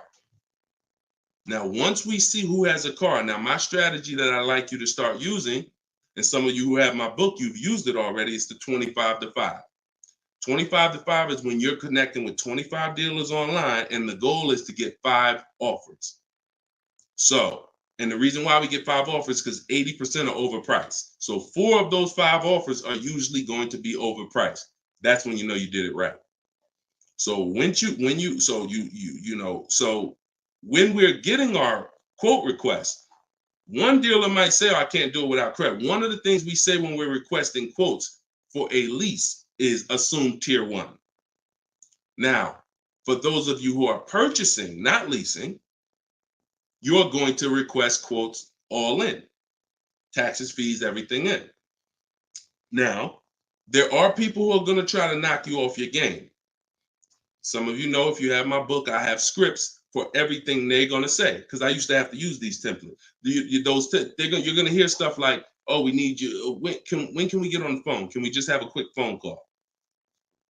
My script for that is I'm going to be handling my whole process from home. I'm only going to be talking to the person who actually makes the best offer. And then you always end with a question. So you will always ask. You never want to end your communication online just end with a statement, because they're trying to get you on their agenda. You're trying to keep them on our agenda, which is you're either going to let me know what car you have. Do you have a car that matches what I want? Second, once I confirm you have a car that matches what I want, can you give me an offer for it? That's what we want. And everything we do is to stay on that agenda. Does that make sense? When you're leasing and you're buying new cars, you have to have an agenda, because, again, I'm trying to teach you, I want you shopping with strategy.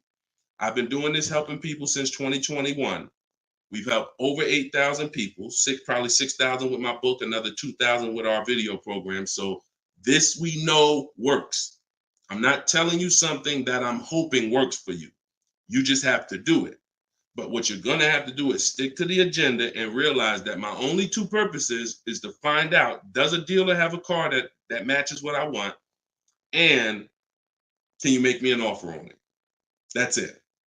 And now I have scripts in my book that do that. For all of you who just came on, this whole show is sponsored by my new book, Cars from Home. And you can get your copy for 75% off. It's normally $97. It's a digital book because I need to update it as things change in the market. And if you got a print book, if I printed a book and now I mailed you a book, now you got the book and it works now, but when you go to use it a year from now, some things may change, some websites may change and whatnot. Now you got to buy another book. So this book is a one-time, you get upgrades as I upgrade it, and I probably updated it at least 4 times since I launched it. So get your copy for 75% off in my TikTok bio, but you only got 30 minutes. Once 30 minutes passes, it goes back up to $97, which is still a great price, by the way, because you're going to save thousands of dollars using it in my Instagram bio and my TikTok bio. So you're never getting to the point, Mr. Martinez, where you are giving a person an opportunity to run your credit, because everything you're doing is at home requesting information. So as long as you get into the business of being at home, writing and requesting prices and seeing which dealer is going to offer you the car for the best price, you're never going to be in a position where you need to be giving your credit, because there's no reason. And if you give your credit, you fell for the game, because now they locked you into them, which is the goal. So no reason for everybody, no reason to give credit to give somebody our credit to get an offer. All right, go ahead, Dolan. Next one. Type your questions. I see a lot coming in from Instagram. I'm in the dealership right now. Vital on Instagram. Keep that up, Dolan. Vital just said I'm in the dealer right now. Now, if you're there negotiating, then you're never going to get the best deal. You're never going to get the best deal. Understand, y'all, I'm not playing games. For those of you who don't understand what we really do here, like, this is Greg right here. Greg used our strategies. He got a $56,000 Kia EV6 win. He got it for $527 a month on his lease, no money down. That's through bids. That's not through negotiations. Danielle's lease, $44,000 Audi A3. She got it for $550 a month, no money down. You know, this is on a purchase here. Sean bought, and some of you may have these cars and look at your payments and you're going to say, Dad, Deshone, I got that same car, man, and I ain't get that price. That's why I'm trying to tell you to listen. And like, we're not regular here. And sometimes I think, like, I'm not the public. I could be in the car business making $200,000-$300,000 a year if I wanted to.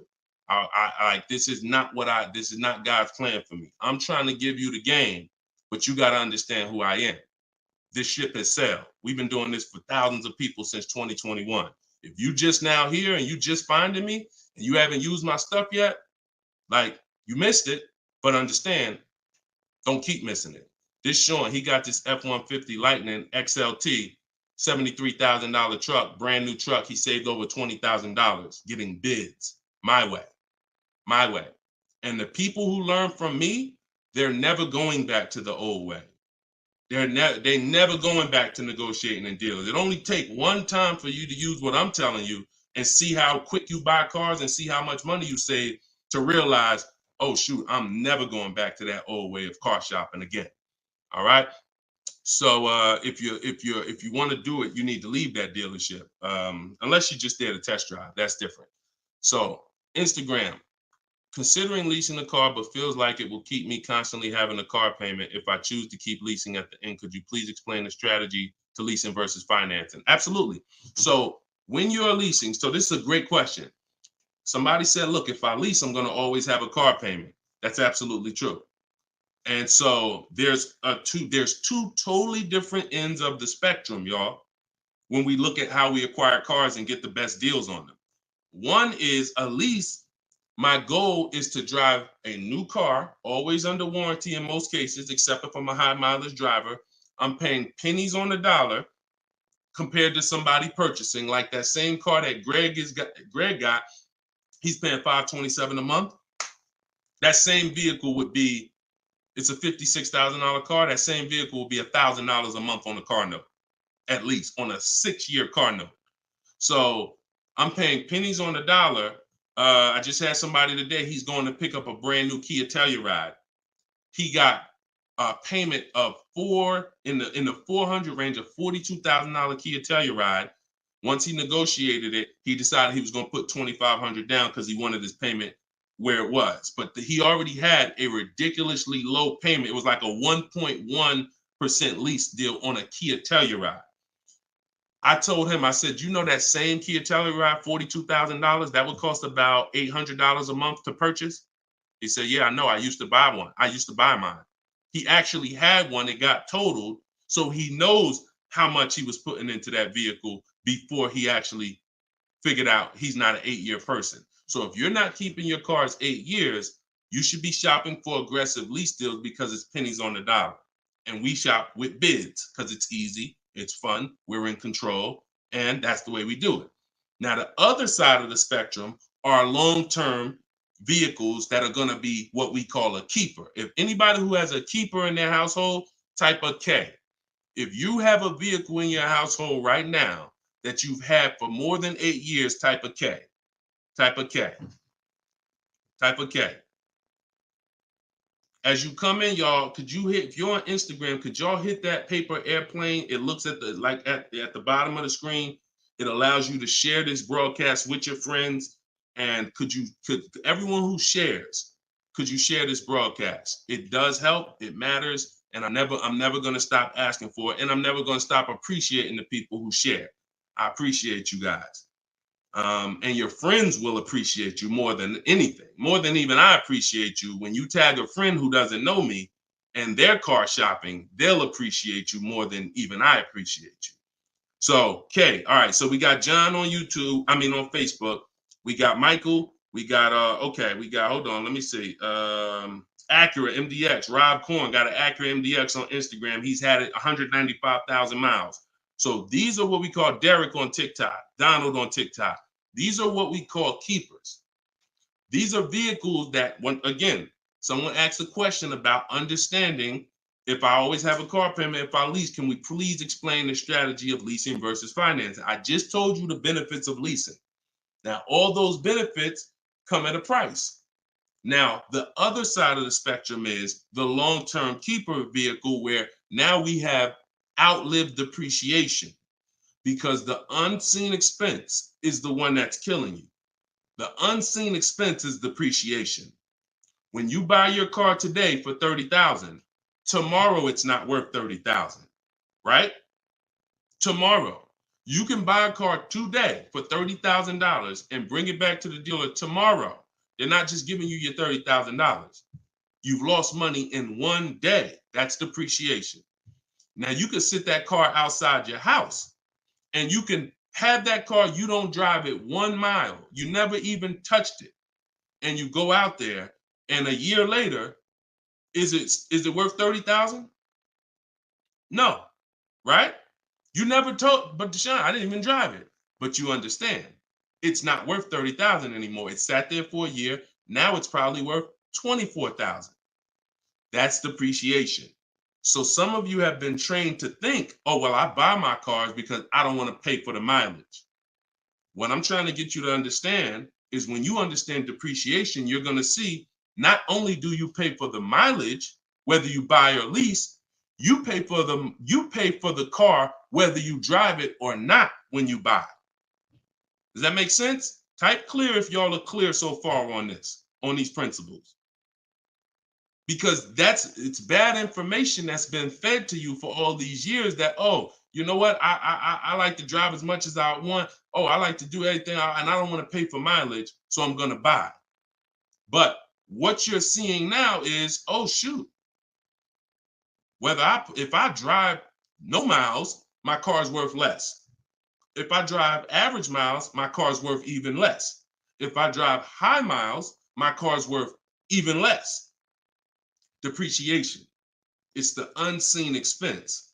So now our goal with purchasing the right way and picking whether I'm going to shop for great lease deals or whether I'm going to be a long-term keeper is to avoid where the depreciation loses us the most money. The most money.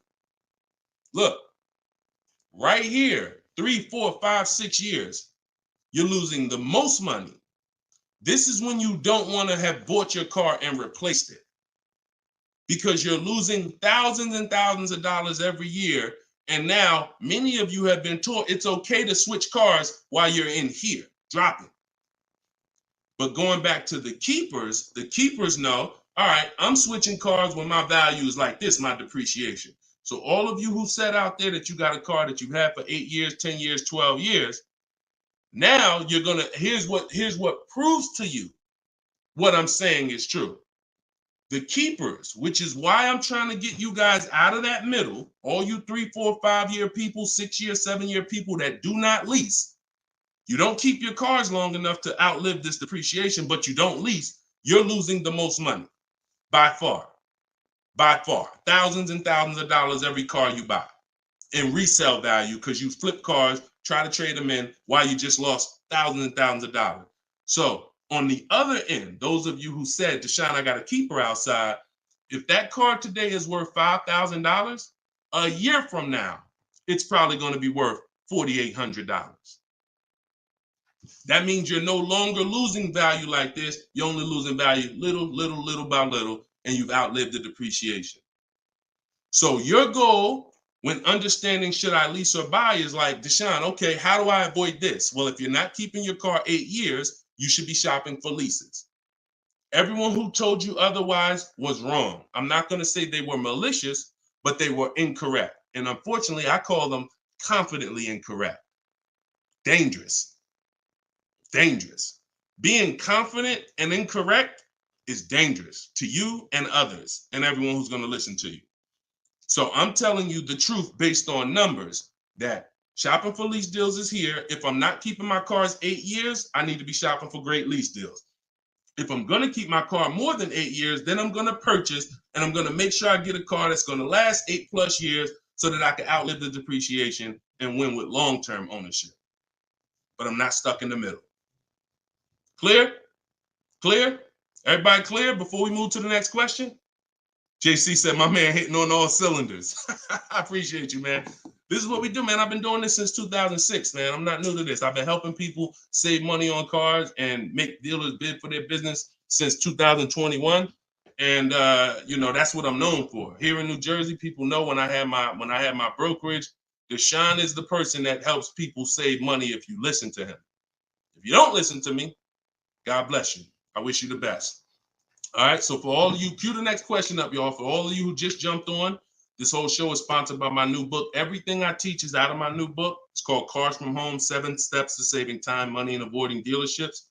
It's It's normally $97, but as part of our launch, you can get your copy for 75% off. It's a digital book. It'll be in your inbox in literally 3 minutes. And if you're on TikTok, you won't leave the broadcast, so you don't have to wait until the show is over to click the link in my bio, get your copy, and then you can come back and listen to the rest. Same thing on Instagram. And we got something in the comments for Facebook and YouTube. You guys can click the comment section, or if you're watching us on television, you can scan the QR code with your phone. All right, let's go, Dolan. Shoot that next one up, brother. Let's keep these questions coming, y'all. Keep typing them. And again, we're live right now. Wednesday, this is our Wednesday 12 p.m. live stream. I want to make sure I keep saying that because we broadcast these shows all day long so that some of you could tell your friends if they missed the live show, they can still see the broadcast. But right now, it's Wednesday, and this is our 12 p.m. live. So ask your questions. This ain't a rebroadcast. JC said, could you please share with us your insights on how to best eliminate dealer add-ons, addendum lists from the deal? Example, windows etching, low jack, nitro in the tires, Scotch guard. Okay, you name it, whatever. I always say this, and I have a video that has done well. It's been seen by several people, and it says we don't negotiate with dealers with fake fees. You can see, what I need you to know is 80% of dealers are overpriced. 20% are trying to beat their competition and they don't mind competing. These are the best people in the world. These are the people you want to find and buy from. But there's 17,000 new car dealers in this country. There's 100,000 used car dealers in this country. Somebody tell Isaac on TikTok that we just answered that question. So if there's 17 million new car dealers in this country, 17,000 new car dealers in this country, and 100,000 new car dealers, used car dealers, and 80% are overcharging, then you need a strategy to find the 20%.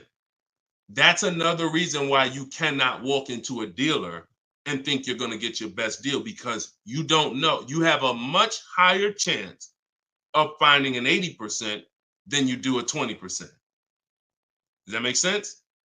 It's more than likely when you walk into a dealer and you request a quote or you request an info, even the dealer that you've been buying from, they're going to say, it's more than likely you're dealing with an 80% dealer just based on the sheer numbers. It's not 50-50. And like I said, I've worked with 8,000 people since 2021. We have the data to show this is not 20% is who you're looking for. That's who we're looking for. So what we do is we need to sort for them. We're not looking to walk in. We're looking to stay at home and sort for them. The 80% are going to do what the 80% do. To answer your question, JC, I'm not interested in getting an 80% dealer to take off their fees because that's not what they do. Thanks, Carter's dad. That's not what they do. They charge fees. People pay fees. People who walk into them and buy the old-fashioned way. Your friends. Some of my friends who don't know me, most of my friends know me though now. So, pretty much everyone that knows me in real life uses what I teach. But some of your friends, pretty much any of your friends that ain't doing what we teach, they're out there walking into dealers. And the 80% are going to do what the 80% do as long as people keep paying it. As long as people, all right, man, well, look, you're going to have to take some of that off. It's made up to begin with. So how do I win if you're taking off $2,000 of fees you made up and then I think I won? How's that a win? So the tactic is the worst kind of people are going to start so high. It's called padding the deal. So when you walk into the dealership, I'm padding the deal if I'm the worst kind of person. If I'm somebody who I bounce from dealer to dealer, I make a lot of money, but my customer service scores are low, but I make a lot of money, so I always have a job. Now what I'm going to do is you're going to sit down, and I'm going to say, all right, which car are you looking for? Which car are you looking for, Diana? All right, Miss Roberts. All right, here's what we're going to do. Okay, so it's going to be working out about $650 a month. All right. Shoot, that seems kind of high. Here's the problem when you're in a dealer. You don't even know if $650 was the right starting point. Maybe the real starting point was supposed to be $550. But I'm going to start you at $650 because I know psychologically you need to think you won. See, pay attention to this. Pay attention to what I'm telling you. Selling you a car, the way the car business has programmed you, it's not about you winning. It's about making you think you won. It's a psychological game that car salespeople are trained heavily for. So when you come in and I tell you it's $650, or when you look at that car and you see it and you're like, the window sticker says 42, but when we sit down and I say, okay, we got this fee and we got that. All right, so asking price is $45,700. And you're like, wait, but the window sticker says 42. But yeah, these are the add-ons that we have.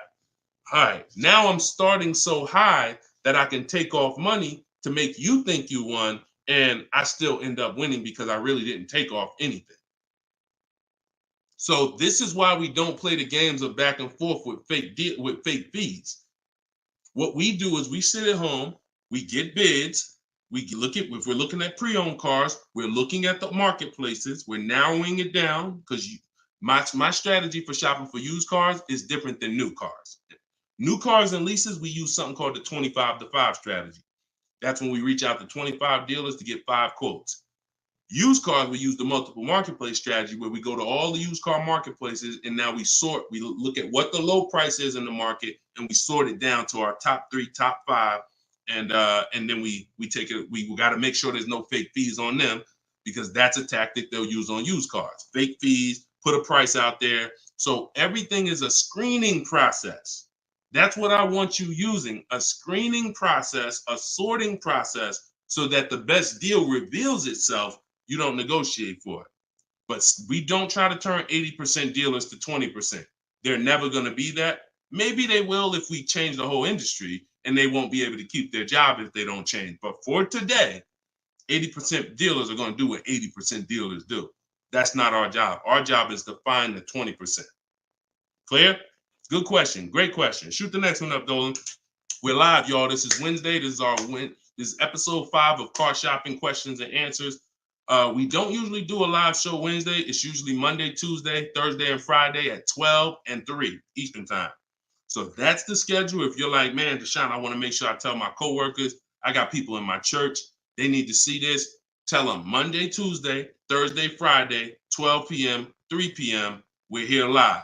But all day long, we rebroadcast these lives so that even if they miss it, they can watch the show and watch the rebroadcast. Go ahead, Dolan, shoot the next one up. What if your car is damaged and you want to trade it? Okay, great question. And what you'll notice is a lot of people are going to ask the same question you have because many of you are in the same situation. So what if your car is damaged and you want to trade it? It depends on how bad the damage is affecting the value, in my opinion. So let's say you have a vehicle that is barely drivable. You're selling it in its worst condition and it's making, example, let's say you got a BMW, older BMW, the transmission's slipping or the transmission's out. It doesn't drive or it needs an engine. Something where literally the integrity of the car is totally compromised. That car is almost worthless. That car is going to be worth $500, $1,000, depending on the year, the mileage, $1,500.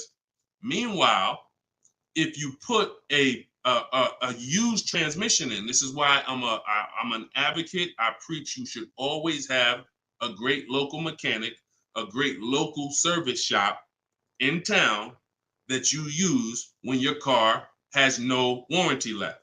You must have this if you truly want to win, because these guys are usually 30, 40% of what a dealer is going to charge because they don't have that overhead.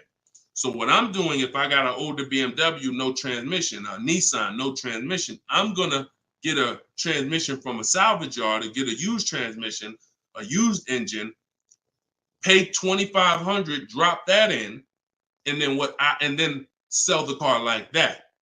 And I can tell you that that's what my father did. Like my father bought a GMC Envoy in 2009, maybe 4 years after he bought it in 2013. So it was 4 years old when we got it for him. Then maybe 3 years after that, the engine went. So he got a used engine. He's been driving that car since like 2017 with the used engine, and he's getting ready to sell it, and he'll probably get $4,000 or $5,000 for it on Facebook Marketplace because he's a low mileage driver. So you see how literally he could have went from switching a car when it was in its worst condition, taking a loss for it, versus investing the right money with the right person, getting the right engine, right transmission, drives it for a couple more years, and then can still pull a couple $1,000s out of it. Y'all clear? Y'all see how? Y'all see how? Type dollar signs if you understand that. That's the win right there. Not taking the loss and saying, all right, let me just get out of this car, it doesn't drive, and just taking the L. Big financial loss.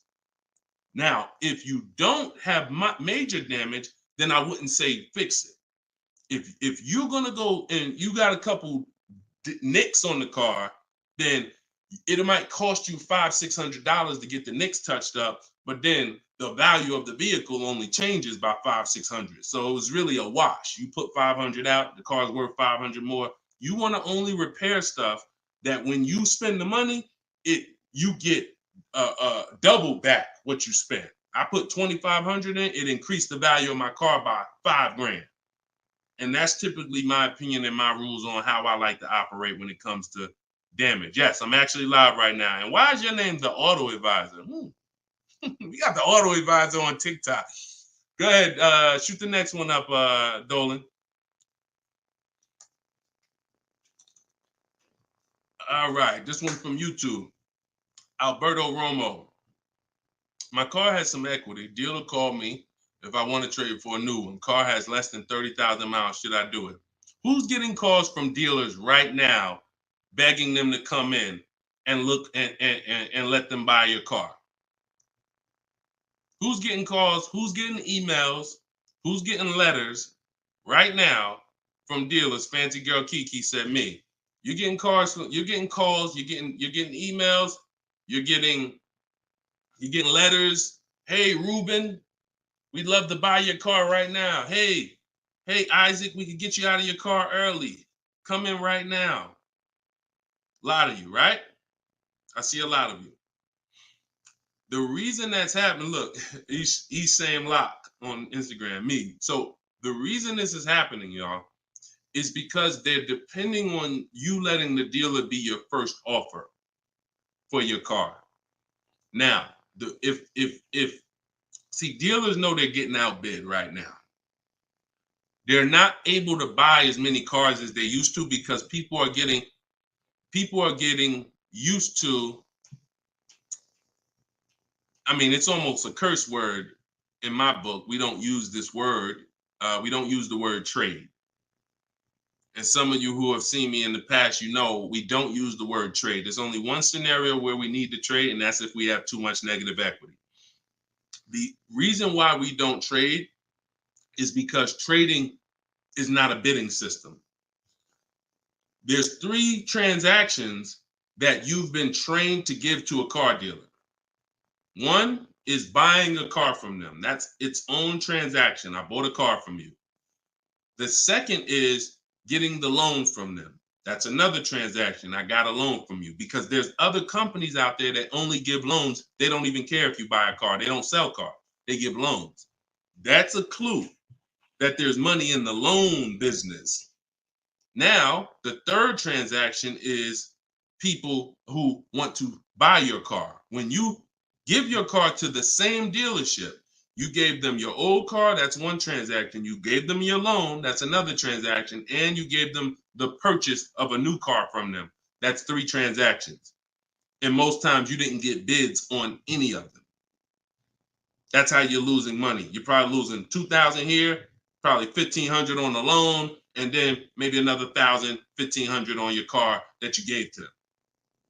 Hidden money. See, I'm not just here to teach you how to car shop from home the right way, strategically using my system. I'm also here to reveal to you the hidden money that you haven't seen in your car deals. So you got to stop doing combining transactions. That's why we don't trade. We get offers in my book, step 2. My book is 7 steps. Everything I teach is 7 steps. Those 7 steps won't change. First step is most important question. That's leasing versus buying. How many years you keep in the car? Second step is equity assessment. I need to get offers for my current car, my current lease, see if I have any equity, see if I can break even, or see if I have negative equity. Third step is deal structure. I need to find out how much this car is supposed to cost if I get a deal on it. I'm budgeting for a deal. See, we don't budget based on how much I could afford. I'm budgeting, I'm looking at a car if I'm going to lease and saying, if I'm leasing, this is what a good deal would be on this car. I'm budgeting if I'm purchasing, this is how much I'm coming up with. Watch this. Many of you go in and I only want to spend no more than $500 a month. Or hey, I only want to spend no more than $30,000. You end up spending $570, or you end up spending $31,500. Or they say, hey, yeah, we got you to $30,000, but what about the taxes? All right, well, I guess I'll just put that on the credit card. So you end up going over budget because you shop with your max budget in mind. We never shop with our max in mind. We shop with multiple goals below our max so that we always, no matter where we land, we're under our max budget. That's step 3. Step 4, we do something called shopping, not buying. We don't mix the two with my system. Shopping is deciding what you want. Buying is step 5 when we go into the market and we start getting offers on what we want. But when you get to step 5, you're in the market getting offered. Step 6 is paperwork and protection. All that paperwork that you need to know. All right, do I need this product? Warranties, all of that is step 6. And then step 7 is delivery. So everything I'm teaching you falls under one of those 7 steps. And I'm trying to get you to use a system instead of winging it. If you don't wing it, you'll be fine. But step 2, Alberto, is the equity assessment, where you're getting offers to find out what your car is worth. You can give the dealer an opportunity later to beat it, but you need to know. That's why we don't respond to those. Hey, come on in. Let me look at your old car. Let me buy your old car. Hey, come on in. Let me see. You need to call your bank for a payoff, and you need to go to CarMax, Driveway, Carvana, Kelly's Blue Book Instant Cash Offer, AutoNation, Sell My Car, Car Guru, Sell My Car. Take you 20, 25 minutes to do your equity assessment, and you got real cash offers that you'll know if I have equity in my car, and you'll know these people can cut me a check in an hour. And now let me go prepare to shop for my replacement car because these companies already bid on my old car. Type clear if y'all are clear on that. That's the equity assessment. That's my 7-step system. That's why my book is called Cars from Home, 7 Steps to Saving Time, Money, and Avoiding Dealerships. All right. All of you could get a copy. You could get your copy for 75% off. It's normally $97, but as part of our launch, you can get it in my TikTok bio for 30 minutes for 75% off. Once the timer goes back up, once the timer expires, it's back up to $97. So get your copy before the timer runs out. Same thing with Instagram. Go to my Instagram bio. You'll have it 3 minutes and you come back to the show. And if you're on Facebook or YouTube, we got links in the comment section for you. All right. Great question, though. Look, go ahead. Shoot the next one up, Dolan. Oh, it said, this man, bro, spitting gold fire for real. I hope this isn't going over anyone's head. Me too, bro. Listen, me too. Keep that question up. Fancy girl Kiki from TikTok. But me too, bro. Like, I'm sitting here, man, and I pray every day that the Lord help me to look. I want you to even see. I gotta unlearn. That's why I represent this brand. I got to unlearn. Like, I have been programmed, and the people who programmed me have actually programmed me because they make more money by me staying programmed. So some of you, it's unfortunate, are not going to spend $24. You're not going to spend $24. Now, I had people get the book for $97. It's people that might be on here that say, man, I got the book before we even had this sale. $97, but some of you are not going to spend $24 to get the book. But you want to go into a 5-figure transaction, a 5-figure, $10,000, $50,000, $100,000. Some of you who are buying luxury vehicles and exotics transaction, but it's something about not, and that's just unfortunate. All right, fancy girl Kiki from TikTok. Is it true that you can have your down payment go towards your payments? So all right, So when we're working out our loan, again, this is still combining the loan and the purchase of the car. Because when you're actually trying to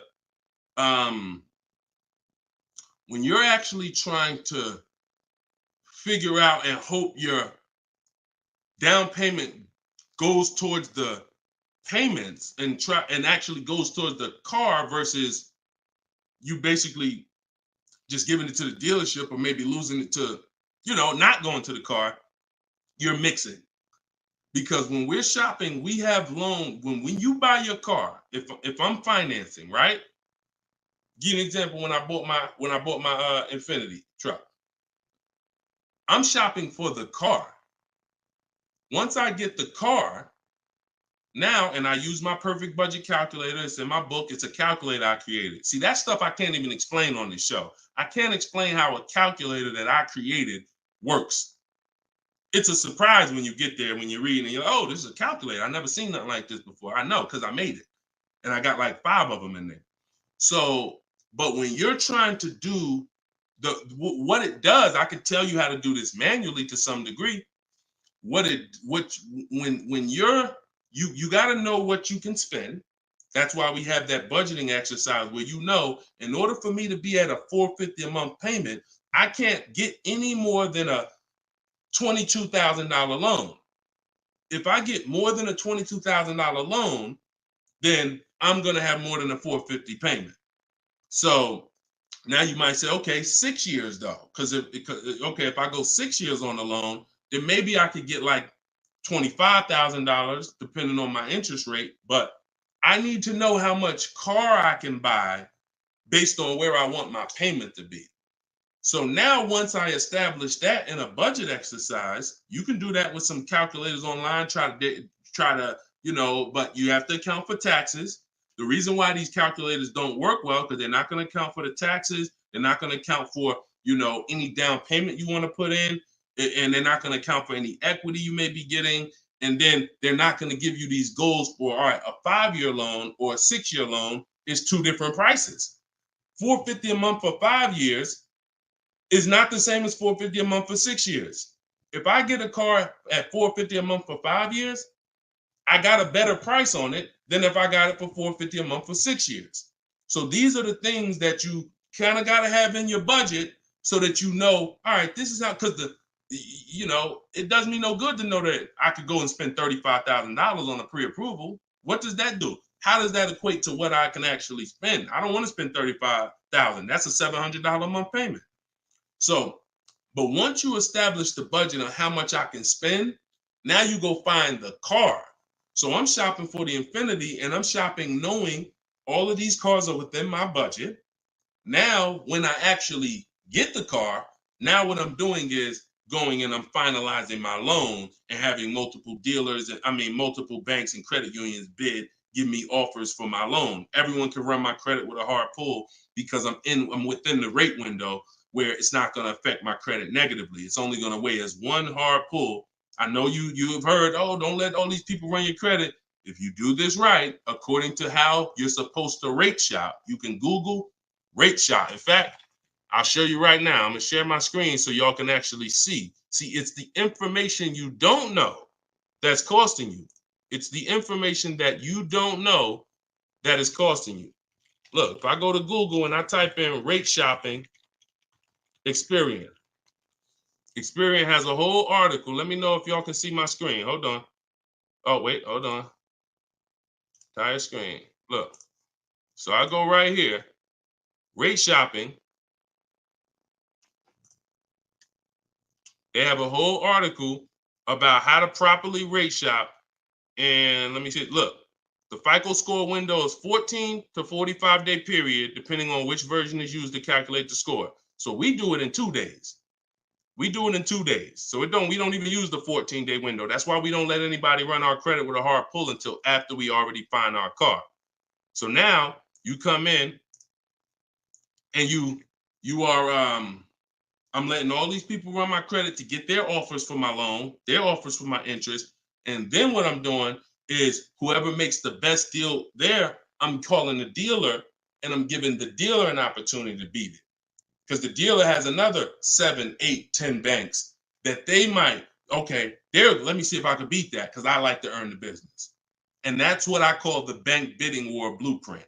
So I'm putting that when you get my book, you actually get the bank bidding war blueprint because I haven't combined it with my book yet.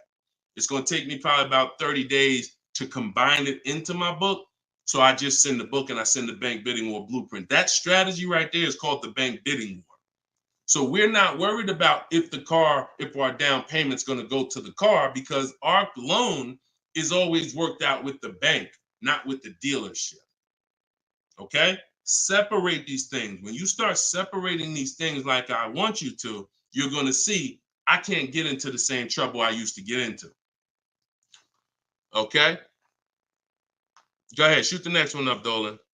Great question. Are you even actively selling cars or are you just selling books now? No, we're all in the education business. I haven't sold cars since 2020. TikTok, what's the best way to approach a used dealership? From home. All the marketplaces. So you don't want to, if you're shopping for a used car, you cannot afford to miss a place where a used car is. What does that mean? Car Gurus, Auto Trader, Carfax.com,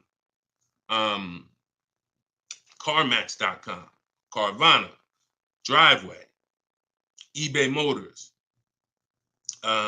There's 8 marketplaces that we use. Vroom used to be on there, but Vroom's out of business now. So, and we don't use, people will say, why don't you use Auto Tempest because it pulls inventory from all of it. We don't use a third-party site because what it's doing is pulling, it's not going to pull all the inventory because no one's going to give this third-party site permission to just pull all their inventory and now people start going to the third-party site instead of coming to them. So we just go direct to the marketplaces. And then the first thing we're doing, once we know our budget and what we can spend, we're going and we're looking for our car. But we are not going, the first thing you need to do if you want to get, y'all know, like what I'm famous for is teaching people how to get below market deals from home. Below market deals. When you're getting below market deals, you have to realize there's 2 other categories of most people paying. Some of you have been paying market value. Some of you have been paying above market value. So below market value means there's 2 categories that we want to buy below what they're paying. Okay? So we got to have that in our mind. Below market. Like when you look at Eddie. Look at Eddie. This is 2023. This was last year. Still coming out of low inventory. He got a 2023 Camry hybrid. And the hybrids last year, they were on fire. On fire. Like, so they were still charging $2,000, $3,000 over sticker price for the, he got $2,086 under MSRP getting bids. That was his lowest bid. Okay? He said I had a 1-week window. So those of you who are like, Deshone, I need a car in a week. When you get bids, it ain't nothing. He said I actually completed the process in 4 days. So below market deals where people are paying sticker price and they think they won. You know what? Hey, you know what? The best deal is, at least I didn't get a markup, sticker price. Now, let's get back to approaching the used cars. When we open up when we get in used cars. Oh, wait a minute, yo, banana Thad, you funny, man. So when we get in used cars, so our goal before we could get a below market used deal, we have to know what the market prices are. So when we open up those marketplaces, the first thing I want you to do is look and sort from lowest to highest prices on all of them. Lowest to highest prices. Well, the first thing we actually do is start an account. You want an account because we want to get alerts of all new inventory. So we start an account on all the marketplaces that we can start an account on. Now we're going to look and sort from lowest to highest, and we're going to look and see what the low side of the market is. Low side of the market, low side of the market. Now I might say, okay, the low side of the market is about 22, 23. if you're doing it right, you're always going to have prices that are $3,000, $4,000, $5,000, $6,000 more. If you don't see that type of spread, you're not doing it right. So now we know this is the low side of the market. Now here's what comes with the low side of the market: bad Carfaxes, frame damage, salvage titles, sketchy history, damaged cars. That's good. That's what comes with it. What we're looking to do is see where those cars are priced at, and we're looking to be right above them. And from there, we have a particular system of how we're going to sort based on title history, service records, extremely important. We will not buy a used car without great service records. Then we go to accident history. There's a couple different types of accidents: serious accidents, airbag deployed, vehicle towed. All of this is serious accident. I appreciate you, JCAA. Shout out to the sharers on TikTok. Now we go to, then we need to verify there's no bogus fees, because that's a narrowing down. Now that'll narrow us down to like a top 3, top 5, top 7. But some of those vehicles are going to have bogus fees, guaranteed. And this is not always happening day one. That's why I don't want you waiting until you need a car to go shop. I want you in the market early, a month, 2 months, 3 months before you need a car, so that you can watch the market.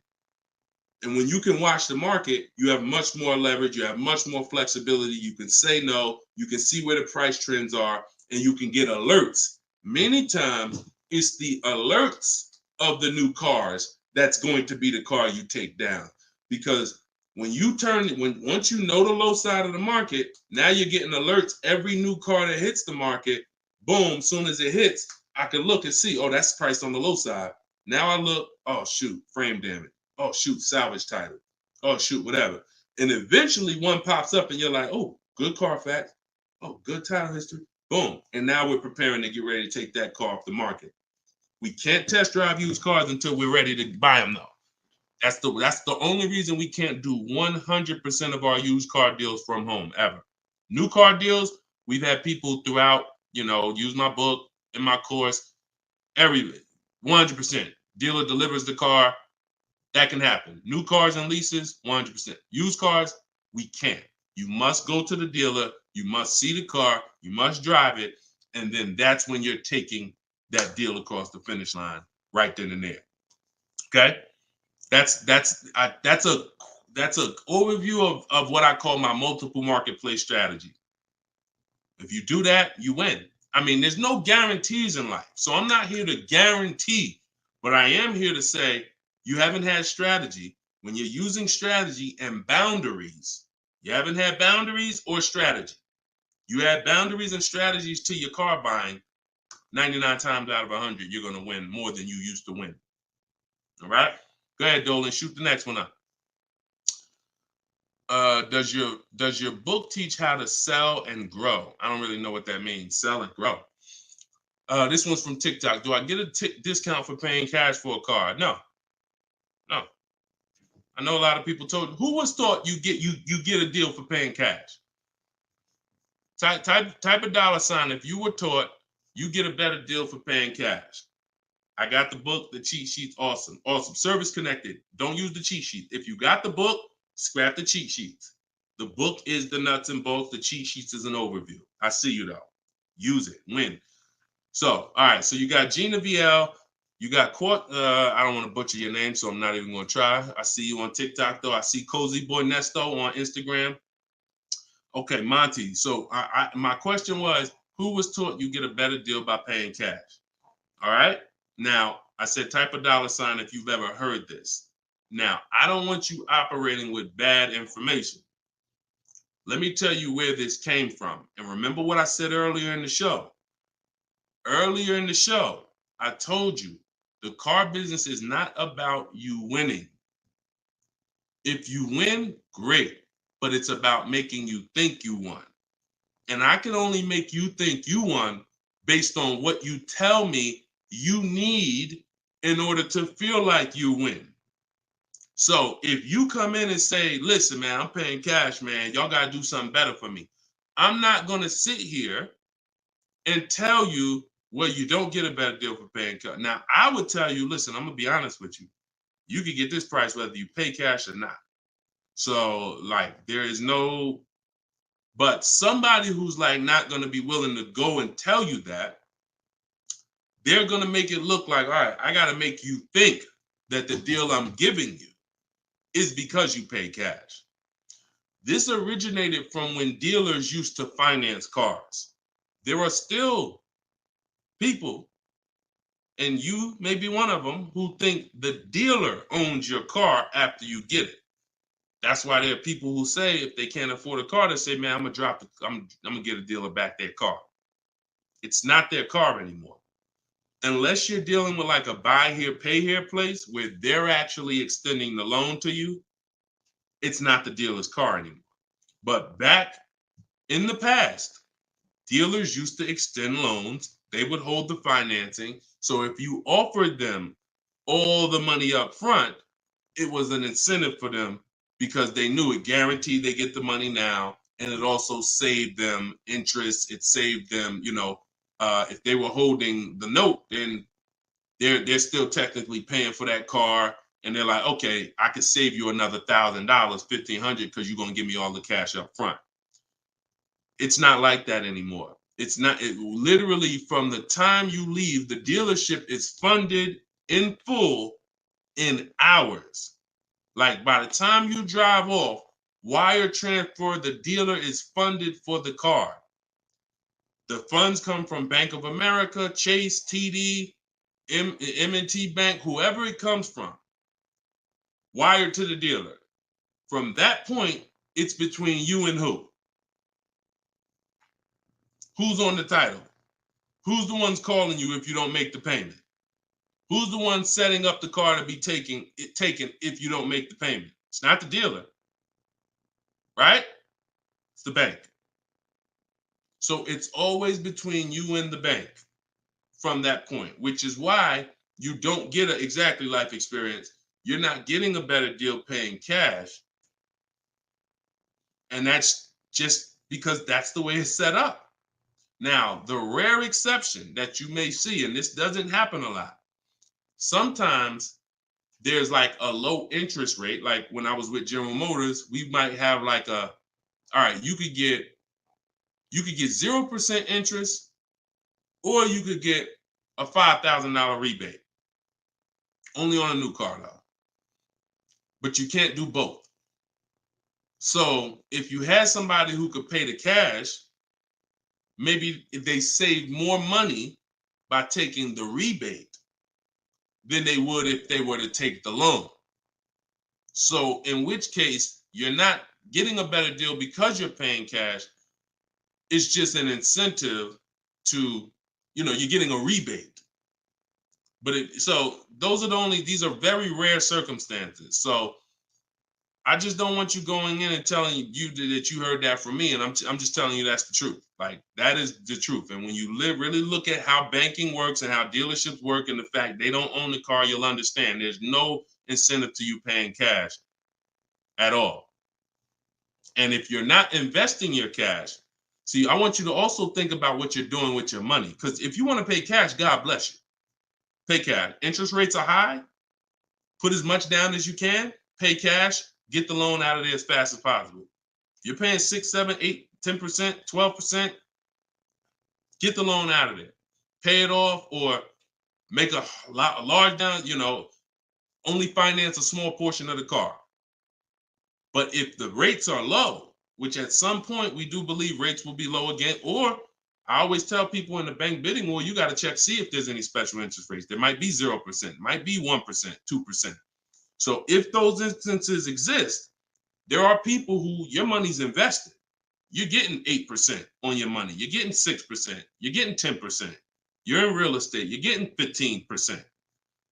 It makes no financial sense to take that money that's earning money for you out and put it into a car that is going to lose money for you. That $20,000, $50,000 you put in the car is going to be worth half of that in 3 and 4, 5 years. 5 years, it'll be worth half. So these are the things I talk about. I don't believe in one size fits all car advice, y'all. That's why I'm always saying it depends on this situation. If you're this type of person, if you're keeping your cars 8 years, you should be buying. If you're not keeping your cars 8 years, you should be selling. I mean, you should be leasing. A lot of people think, okay, Deshone, you talk about leasing a lot. I talk about leasing for people who are not keeping cars 8 years because they've been taught that they should still be buying. But I'm putting you in the strategy that's custom to your life versus what you've been hearing, which is people telling you, hey, do what I do. Only buy used cars, pay cash for them. And that's your situation. So anyway, so all of this is out my book. Cue the next question up, Dolan. We got a couple more minutes and then we'll wrap. All of this is in my new book, Cars from Home. It's called 7 Steps to Saving Time, Money, and Avoiding Dealers. Normally $97. You can get your copy for 75% off for 30 minutes. It'll be $24. And everything I teach is in there. You know, everything that my my students in my video course have had, my coaching. This is the same 7-step strategy that we use to get these below market deals. And I've been showing them throughout the show. So if you just jumped on, like we've been showing these deals throughout the show. All right. Go ahead, shoot the next one up, Dolan. How can we eliminate dealer add? Oh, we did that one. Yeah, we did that one from YouTube with the dealer add-on. This one's Dakota from YouTube. I have a Malibu Chevy, still drives good. However, the dealer's banged up as well as a few scratches. The door is banged up as well as a few scratches. I mean, if it's cosmetic, if it's banged up, I wouldn't worry about the few scratches because the few scratches is really what's normal. And you know, people expect you to have normal wear and tear on a car. Some people think, hey, if I have a, you know, even with leasing, you're allowed to have wear and tear, a couple nicks, dings, they allow that. They don't expect you to bring the car back perfect. Same way with this. But if it's a big dent, that would be an eyesore, and you can get a company like Dent Wizard or something like that to come pop the dent out, then I would do that. That might be $200, but it might make a buyer pay, you know, $1,000 more for the car. Because if I come and I see the doors banged up, I probably want $1,000 off, depending on what you asking. But if I come and see you done smoothed it out, now you could ask, and I'm less like, you know. So that stuff that you can put a little money in, that gives you a bigger return when you go to sell a car. Okay, in my opinion. Okay, show and tell. I have the book. Is Maps Academy different?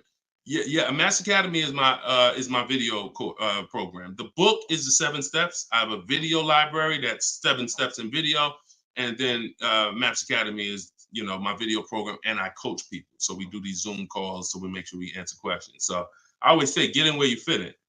You know, get in where you fit in. I don't care how you get the information. Get the information. You want to get it from my free videos on social media. You want to cycle through those. I got hundreds of them. Piece things together. Get in where you fit in. You want to be on the live show. Try to piece it together. You want to get the book. You want to be in the video library. You want to coach with me. Whatever. That's what I'm saying. It's no excuse. It's no excuse for any of you not to be getting below market deals when the information exists. And it's thousands of people that testify about me. I'm not new here. We got over 2 million followers. If I wasn't helping people, it would have been out by now. Somebody would have wrote by now, oh, this guy don't do what he said. I got thousands of people around this country, testimonials, hundreds that we done just grabbed, boom, boom, emailing us, yo, look at my deal, look at my deal. So it's just, you are just now discovering what we do. But understand, we've been doing this. All right. All right. All right. Go ahead. TikTok. What would be the sweet spot year in buying a used large SUV, Suburban, or Expedition? Much as you could afford. You see, so when you look at quality, this is why I like to have multiple goals. Because what I like to do is I like to have a goal, right? 5-year loan, no down payment. That's one price. 6-year loan, no down payment. That's another price. 5-year loan with the money, you know, I might say, okay, if I have to, I can put $5,000 down. You know what I'm saying? Some of you, that's realistic. That's how you look at it. Man, if I have to, I got $3,000 I can put down. If I don't have to, I don't want to. That's why when you use my perfect budget calculator, which is in my book, step 3, when we're budgeting, we're deal focused budgeting, Here's what you want to know. If I want to be at $450 a month, how much is $450 on a 5-year loan? No money down. All right, that's one purchase price. Now, second tier, $450 a month, no money down, 6-year loan. I told you I pay more if I had $450 for 6 years than I $450 for 5 years. So that's the next step up. Then I say, okay, 5-year loan using my down payment money. And then my max budget would be 6-year loan using my down payment money. But understand, I'm still under my max budget. I don't care if I have to go, and then we have another step where some of you have an old car. You have an older car, you're going to be selling it. You got 3,000 equity, you got 5,000 equity. That's also in there. So then it'll be no down payment, no equity. No down payment, no equity, 6 years. Down payment, no equity. Down payment and equity. See, all of this is below my max budget. Once I do a 6-year loan, my down payment and my equity, I'm not mad because I'm still under my max. Now, if I go above that now, if I wanted to do 5 and now I'm doing 6, or if I want to do $450 a month and I'm doing $480, now I've gone above my max budget. So my system for purchasing, we use this for new cars, used cars. Anybody who's getting a loan, this is what we do. This is in my book. My calculator generates those 6 goals for you. So when we say sweet spot, my first target is that first goal. That's my first target. When I went shopping for my Infiniti, I was looking for a car under that first price. Couldn't find it. Jumped up to the next tier. Couldn't find it. Jumped up to the next tier. And it was my 4th goal is where I found this one at. But I still had like $4,000 or $5,000 more that would have kept me below my max budget. So that's how you want to do it. Shorter loans, no down payment. Longer loan that I'll take is 6 years. I'll never recommend anything longer than 6 years. And then we start adding those resources that we have to it. And then once we tap out at the top, that's our max budget. 6-year loan, the most down payment money. And then if I have any equity for my car, I'm putting that all into the deal. And then as long as I find a car in any of those, and that's usually like a $10,000 to $15,000 spread, depending on, how much resources you got. That's a couple $1,000s right there. So that gives you the room to bump yourself up without letting a car dealer bump you up over your budget. All right? That's why it's called the perfect budget calculator. And I invented it. All right? Praise the Lord. Listen, I appreciate y'all. We've been on for about an hour and 15 minutes. We do these shows live Monday, Tuesday, Thursday, and Friday. Wasn't going to do one today, but you know what? I said, it's Wednesday. Let's jump on. Let's do a live. Let's get some questions. Let's get as many as we can. But this is what we do, y'all. You could tell your friends 12 o'clock and 3 o'clock, Monday, Tuesday, Thursday, Friday. You can meet me live on any of my platforms, Facebook, TikTok, Instagram, or YouTube. And we'll be doing this live Q&A to make sure you guys get what you need to save money and get below market car deals. That is the goal. So for those of you who like Deshone, I appreciate the show, but I want everything in one spot, man. I don't want to even have to come back to this show anymore. That's all in my new book, Car Shopping. It's called Cars from Home, 7 Steps to Saving Time, Money, and Avoiding Dealerships. You can get it for 75% off in my TikTok bio. It'll be in your inbox, and everyone who gets a car, who gets a book, right when you purchase, I give you a support email. So on that last page, you'll see a support email. If for some reason I don't give the support email out to the public because people just be emailing me with questions and all that. I don't do DMs. I don't do none of that because we got too many people to be doing DMs and all of that. Once you purchase this book, you get a support email. If for any reason your book doesn't arrive in 5-10 minutes, check your spam, check your junk folder. But if it's not there, then email us at support and we'll make sure we get you a copy right to you. All right. So use this information, get your book for 75% off. You won't pay the full $97 in my TikTok bio, in my Instagram bio, or in the comment section on YouTube or Facebook. We got a link in the comments for you, or you can scan the QR code. But that's what we do, y'all. Below market deals. That's the goal. Keep unlearning, keep relearning. I appreciate you. All right. See y'all on the next live.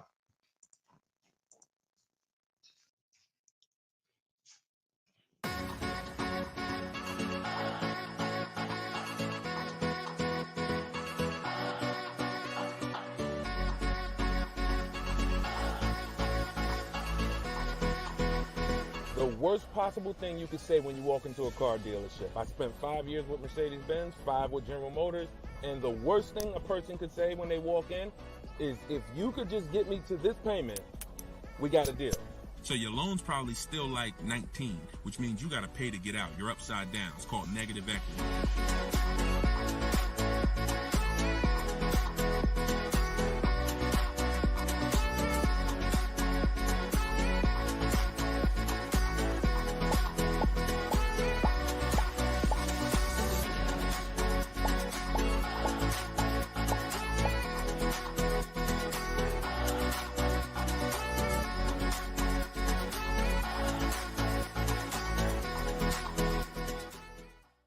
NY Gail, welcome everybody to episode 6 of Car Shopping Questions and Answers. I am your host, Deshone, publicly known as Deshone the Auto Advisor. We do these shows Monday, Tuesday, Thursday, and Friday live at 12 p.m. Eastern Time and 3 p.m. Eastern Time. So I know some of you may see our live rebroadcast. That's for you to tell your friends about. That's when you can't make the show. You catch the rebroadcast. But those are the times that we're live. If you don't know me, I'm the author of the digital book Cars from Home, 7 Steps to Saving Time, Money, and Avoiding Dealers, currently rated 4.94 on Goodreads.com. So thank you to everyone who has reviewed the book, the digital book. All of you can get the copy for 75% off during the show for the next 30 minutes. You'll see when you click the link in my TikTok bio, there is a link, there's a button for you to get 75% off. So you won't pay the normal $97 price. Same thing with Instagram. And you guys on Facebook or YouTube, you can click the button in the comments and you can get your copy.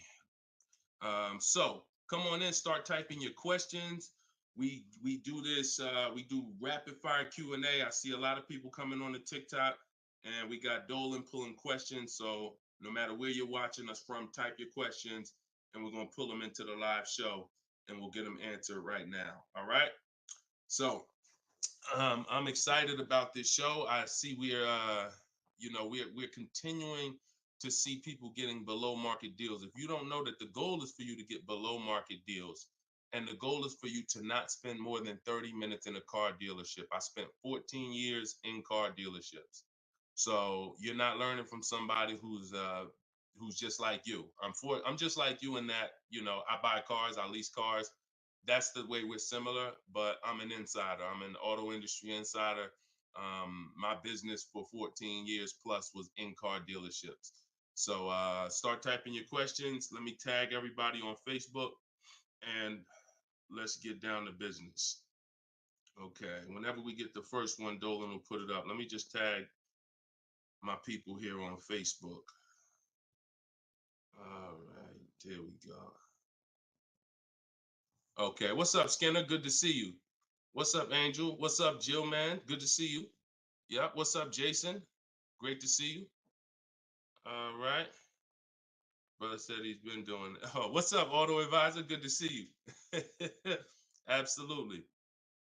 All right, y'all got to type fast. I know you probably, and try not to make your questions long.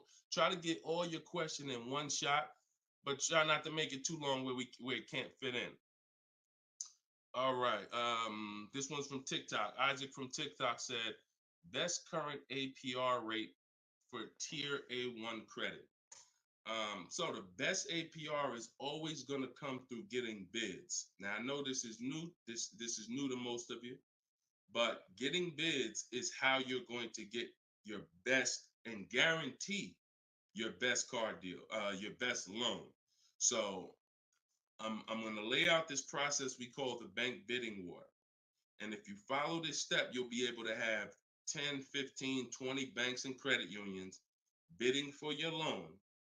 And then you'll be able to pick the best one. And the way you do this is extremely important, because if you do this right, then it's only going to have the same effect on your credit score as one hard inquiry. So think about what we're saying.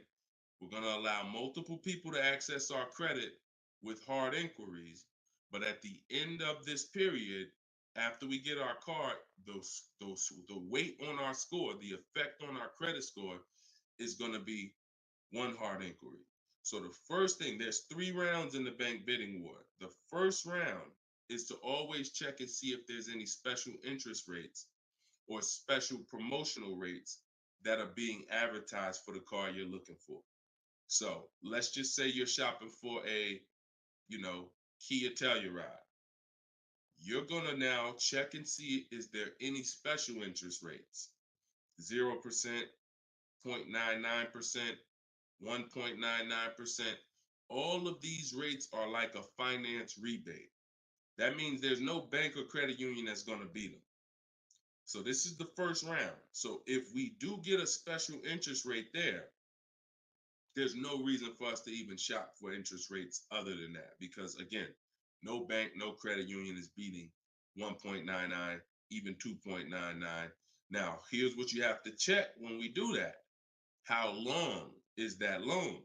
Because some people might give you 1.99, but it's only for 36 months. And some of us are not going to take a loan for 36 months because the payment's going to be too high. You might need a 5-year loan or a 6-year loan. So we're not just looking for if there's a special interest rate, we're looking for what is the term. Shout out to everybody coming in. This is our Thursday, April 18th, episode 5, live car Q&A. So we're actually live right now. This isn't a rebroadcast, so you can come on in and start typing your questions. And we're talking thousands over here, not hundreds. Okay, so that's round 1 of the bank bidding war. Now, let's just say we do that and there's no special interest rates. Now we're moving on to round 2. But round 2 comes after we find our car. So once you find your car, no one has touched your credit with a hard inquiry yet. Pay attention. You have not heard me say at any time hard credit pull at all. When you're shopping for your cars, no hard credit pull. Nobody's running our credit while we're shopping. Once we find our best deal, once we find a dealer that's going to sell us the new car for the lowest price, we lock up that car, usually with a deposit, reserve it. And now what we're doing is we're telling the dealership, I'm going to take this buyer's order. You're going to get a buyer's order. You're going to come home, and now you're going to now the second round of the bank bidding war is about to start. You're going to come home. You're going to call your bank if you have one, or your credit union. This is when you're going to let them access your credit. Because if you've ever tried to actually get a bank to tell you what the interest rate would be, like a pre-approval, many of them, and if you've experienced this, I want you to type a 1, many of them will say you need to have a car first, right? If you've experienced that type of 1, you call your bank, hey, I'm trying to get a pre-approval. They're like, okay, well, we need the information on the car. And you're like, well, I'm trying to get the pre-approval so I can go get the car. So that's why we don't follow that process of getting a pre-approval beforehand. Look, Marinette, you've experienced it on Facebook. So when we look at having the buyer's order for the car that we reserved, you have everything you need now. You have everything the bank could want. And you're now going to call your bank, or if hopefully your bank and credit union has a website, you could do this all online. And you're going to get as many approvals, offers as you possibly can. In my book, I list a couple: your bank, your credit union, online banks, Lightstream, community credit union. Everybody who can lend in your state, you want them bidding. This is very important because some of you haven't been trained to see. My job is to not teach you just how to buy from home and make people bid for your business. My job is to show you everyone willing to listen. If you're willing to listen, I'll show you where the hidden money is in your car deal. The money you have not been trained to see, or the money you've been trained not to look at. And the people who have trained you not to look at this money are usually the people that's making the money. So you have to see that one point. Let me give you a scenario here. Let's go to an auto loan calculator so you can see how much money is just in your car loan. Just in your car loan. And we're going to do a couple different interest rates so y'all can take this serious and you'll see why you need to be getting multiple bids for your interest. So if I'm buying a $30,000, if I'm looking to borrow $30,000, let's take $30,000 for an example. Average, pretty good average. Average price of a car is probably higher than that, but let's use 30. Now, if that interest rate is 5.99, total interest paid is $4,791 over the course of 5 years at 5.99. If the interest rate is 7.99, total interest paid is $64.89. That's over $2,000 difference. 2 points, $30,000 loan. Now, some of you are going to be borrowing more than that. Some of you are getting $50,000 loans. Interest at that same 7.9 on a $50,000 loan is $10,815 over 5 years. Now, if you can get 2 points less, 5.99, interest is $7,984. This is $3,000 difference. So, do you see how if you're not taking getting the best loan offer just as serious as you're taking trying to get the best price, you get a good price and then you'll give it back to the bank who's giving you the loan. So this is why we get bid. So we're now going to let all these people run your credit. This is when you do your hard inquiry. You don't do it before this. Hard inquiries, credit unions, online banks, your bank, your credit union, everybody's bidding now. And now what you're going to do, once you take the best offer from that round, that's round 2, that's when you're going to call the dealer and you're going to tell them what that best offer is and see if they can beat it. Because the dealership has another 7 to 10 to 12 banks that they're going to be competing to try to get your business. So this is the bank bidding war. So when I created this product, and if you do this right, as I said, what I know you were taught, who was taught, be honest, we're live right now. This is our Thursday, 12 p.m. live. Who was taught, don't let people run your credit. When you have multiple inquiries, it lowers your credit score. Who was taught that? Type me if you were taught that. Don't let people run your credit. You can't have all these people doing hard inquiries or it's gonna jack your credit score up. All right, look, that right was taught. Okay. Look, Lisa, I see you. Hold on. Let me go to Instagram so I can see our Instagram comments over here. I always got to go to Instagram Live. Okay, Diana from Facebook. I see you. Hold on. Let's get Instagram in the building. Give me a second. All right. Marinette. All right. Marinette. Okay, I see you. D, I don't even want to try to pronounce your name, but I see you on Instagram. So it's partially true and it's partially wrong. You have to do it the way I just laid out for you. That's called the bank bidding war. And if you want to prove this for yourself, you can simply type in rate shopping online and you'll see this is how the credit union, this is how the credit bureaus allow you to rate shop. So they'll give you 14 to 45 days to do it. If you do it like I just told you, it'll only take 2 days. 2 days. One day you're doing all your stuff at home. We're getting all our lenders at home to bid. The next day, we're getting the dealers to get their lenders to bid. And then we're making a decision on who got the best offer. So don't ask yourself. I never want you asking yourself. I never ask myself, did I get the best deal? That's a question of disempowerment. That's a question of weakness. We don't want that. What you should be saying is, following this process, I guarantee I got the best deal because I got offers from all these banks. I can't get offers from 15, 20 banks and not guarantee I got the best rate. The way you shop, or you've been taught to shop or programmed to shop, you're only getting offers from one bank, or you're just letting the dealer do it all for you. That's where your buyer's remorse comes from. That's where your skepticism about, did I really get the best rate, come from. So we won't know what the best rate is until we get all the bids. And that's how we do it. So everything that I'm teaching y'all is part of what's in my book, rated 4.9 on Goodreads. It's called Cars from Home, 7 Steps to Saving Time, Money, and Avoiding Dealers. You could keep typing your questions because Dolan's going to pull the next question in. You can put it up on the screen now, Dolan. Put the next question up. But all of you could get your copy for 75% off as long as you get to my website before the 30 minutes expires. This is a welcome offer. Normal price of the book is $97, and it's worth every penny. It's worth actually thousands. But special welcome offer, you get it for 75% off in my TikTok bio, in my Instagram bio, or in the comment section on YouTube or Facebook.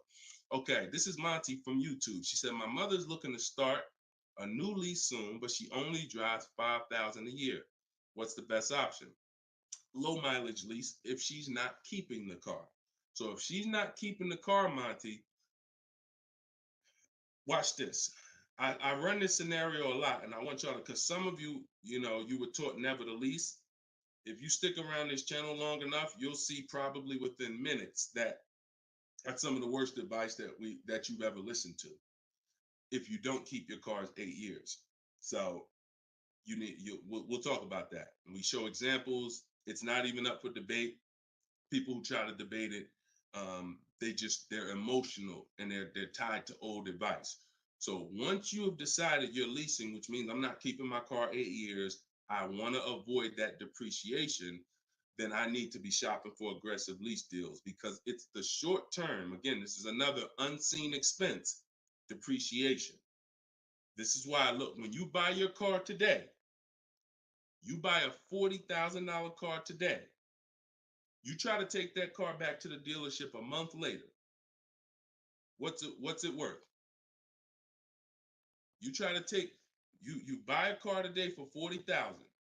You try to take that car back to the dealer a month later. Is it worth 40,000? Right? No. A month. You might have even not you might have not even driven it. But that's the way depreciation works. You don't have to drive the car. In fact, here's another scenario. You could park the car outside your house for a year. You buy it for 40,000, park it right outside your house, don't even touch it. Just start it every now and then to keep the engine running. You come back a year later, that car is not worth 40,000. It's worth probably 32. Dang, how did I lose that much value and I didn't even drive it 1 mile? Depreciation. That's called the unseen expense. So whenever you hear me talk about the unseen expense, it's depreciation. So your job is to find the strategies, which is what I teach, to make sure you avoid the depreciation hit. So if you buy a car, Monty, even if she doesn't drive it, even if she only drives it 5,000 per year, 5,000 miles a year, like you're saying, she's losing value. And what she's doing when she replaces the car is she's hoping she could get some of that value back that she lost. It really never happens. Who understands that when you go to trade your car in, you never get what you really thought you were going to get for the car, right? Now, I'm going to ask you a question. Everyone who has a car outside that's 10 years old or more, 10 years old or more, type me in the comments. Matter of fact, let me know how many years you've had the car. That's a better one. Type how many years you've had the car. And for those of you who just came to the show, this is our Thursday, 12 p.m. live show. We're actually live right now. This isn't a rebroadcast, although we do rebroadcast these shows throughout the day, all day, so that you can actually catch up, watch the replay. But this is our time. We're live Monday, Tuesday, Thursday, and Friday, 12 p.m. and 3 p.m. Make sure you're here. If you want to engage with us, make sure you're here. If you want to tell your friends, this is the time to be here. Okay, so we got people 11 years. Can Skin on Instagram, 11 years, 13 years. Jessica on YouTube, I see you. 6-year Jeep Wrangler. Well, I wanted to hear from people who are longer. 2018 Sakia. So, all right, 15 Tahoe. Okay, I'm talking about the people who've had a car 10 years or more. One thing about you that listen, are y'all worried about how much you're really going to get for that car? Are you overly worried about it? Most of you are going to say, no, not really. It's worth a couple thousand, but you've used most of the value. You understand that? Look, Big Meek said I got 08 4Runner on TikTok. So we understand when you have kept your car long term, I'm not concerned with resale value much, because my whole goal with having this car was to use up most of the value. So that's what you do if you're a buyer. If you're not going to get to this level, This is what I'm telling you, that you are now losing because the depreciation of your car is the highest in the first 5-6 years. So in order for you to win, you have to keep that car, what I call the 8-year rule. 8 years, that's when the depreciation starts to level out, where you're not losing value like this. And so regardless of how much you're driving, that's not the key. That's not the key. Monty's mom is driving 5,000 miles a year. Who's a high mileage driver driving more than 18,000 miles a year? Type HM. I want you to know, I want to cover all the bases for this question here. Oh, what doesn't matter whether you're a high mileage driver, low mileage driver, it has nothing to do with how much you drive, because that's not what's killing you. It's the depreciation based on the time you have owned the vehicle. And if you're not keeping that car 8 years, you should be shopping for aggressive leases. Now, before we go to the next question, I'm going to show y'all an example of why it is impossible. Yes, impossible. No way, shape, form, fashion. You can get a great deal if you purchase, but you should have leased. Okay? Let's use this scenario. Let's use Frina. Let's use Frina as an example. So Zafrina, she picks up, and you can see this date. She's recent. This is just, not too long ago. So Frina gets a $65,000 Jeep Grand Cherokee. She uses my system. You can see she uses the Cars from Home system, where she gets bids, multiple bids. We get at least 5. So don't look at this price and be like, oh, Deshone, that looks incredible. Yeah, that's because we get this through bidding. You get the best price. That's what we do here. So stick around, you'll understand if you're new to the show. But she's paying $579 a month for a $65,000 Jeep Grand Cherokee. Just so we can, let me level this out for y'all. If she pulls up to someone who decided to purchase because they didn't understand leasing, or they was taught never lease, so they're going to go in, they want that same truck as her. Let's just assume they got a ridiculous, how much is a great discount on this Jeep? I want to use your numbers. Type in the comments, what do you think is a great deal, a great discount? She go in just but don't be realistic though. Somebody walk in, she going and she looking at this $65,000 Jeep. Somebody's going to purchase it though. What would be, because I want to show y'all that even at the best discount that you could name, realistic though, you're still going to lose if you purchase compared to somebody who leased. Go ahead. Throw some numbers out. What's a big discount? Okay, look. All right. I'm going to make up a number because it's like, okay, 600. No, not a payment. Not a payment. I'm talking about, okay. Aux the Pro said 20%.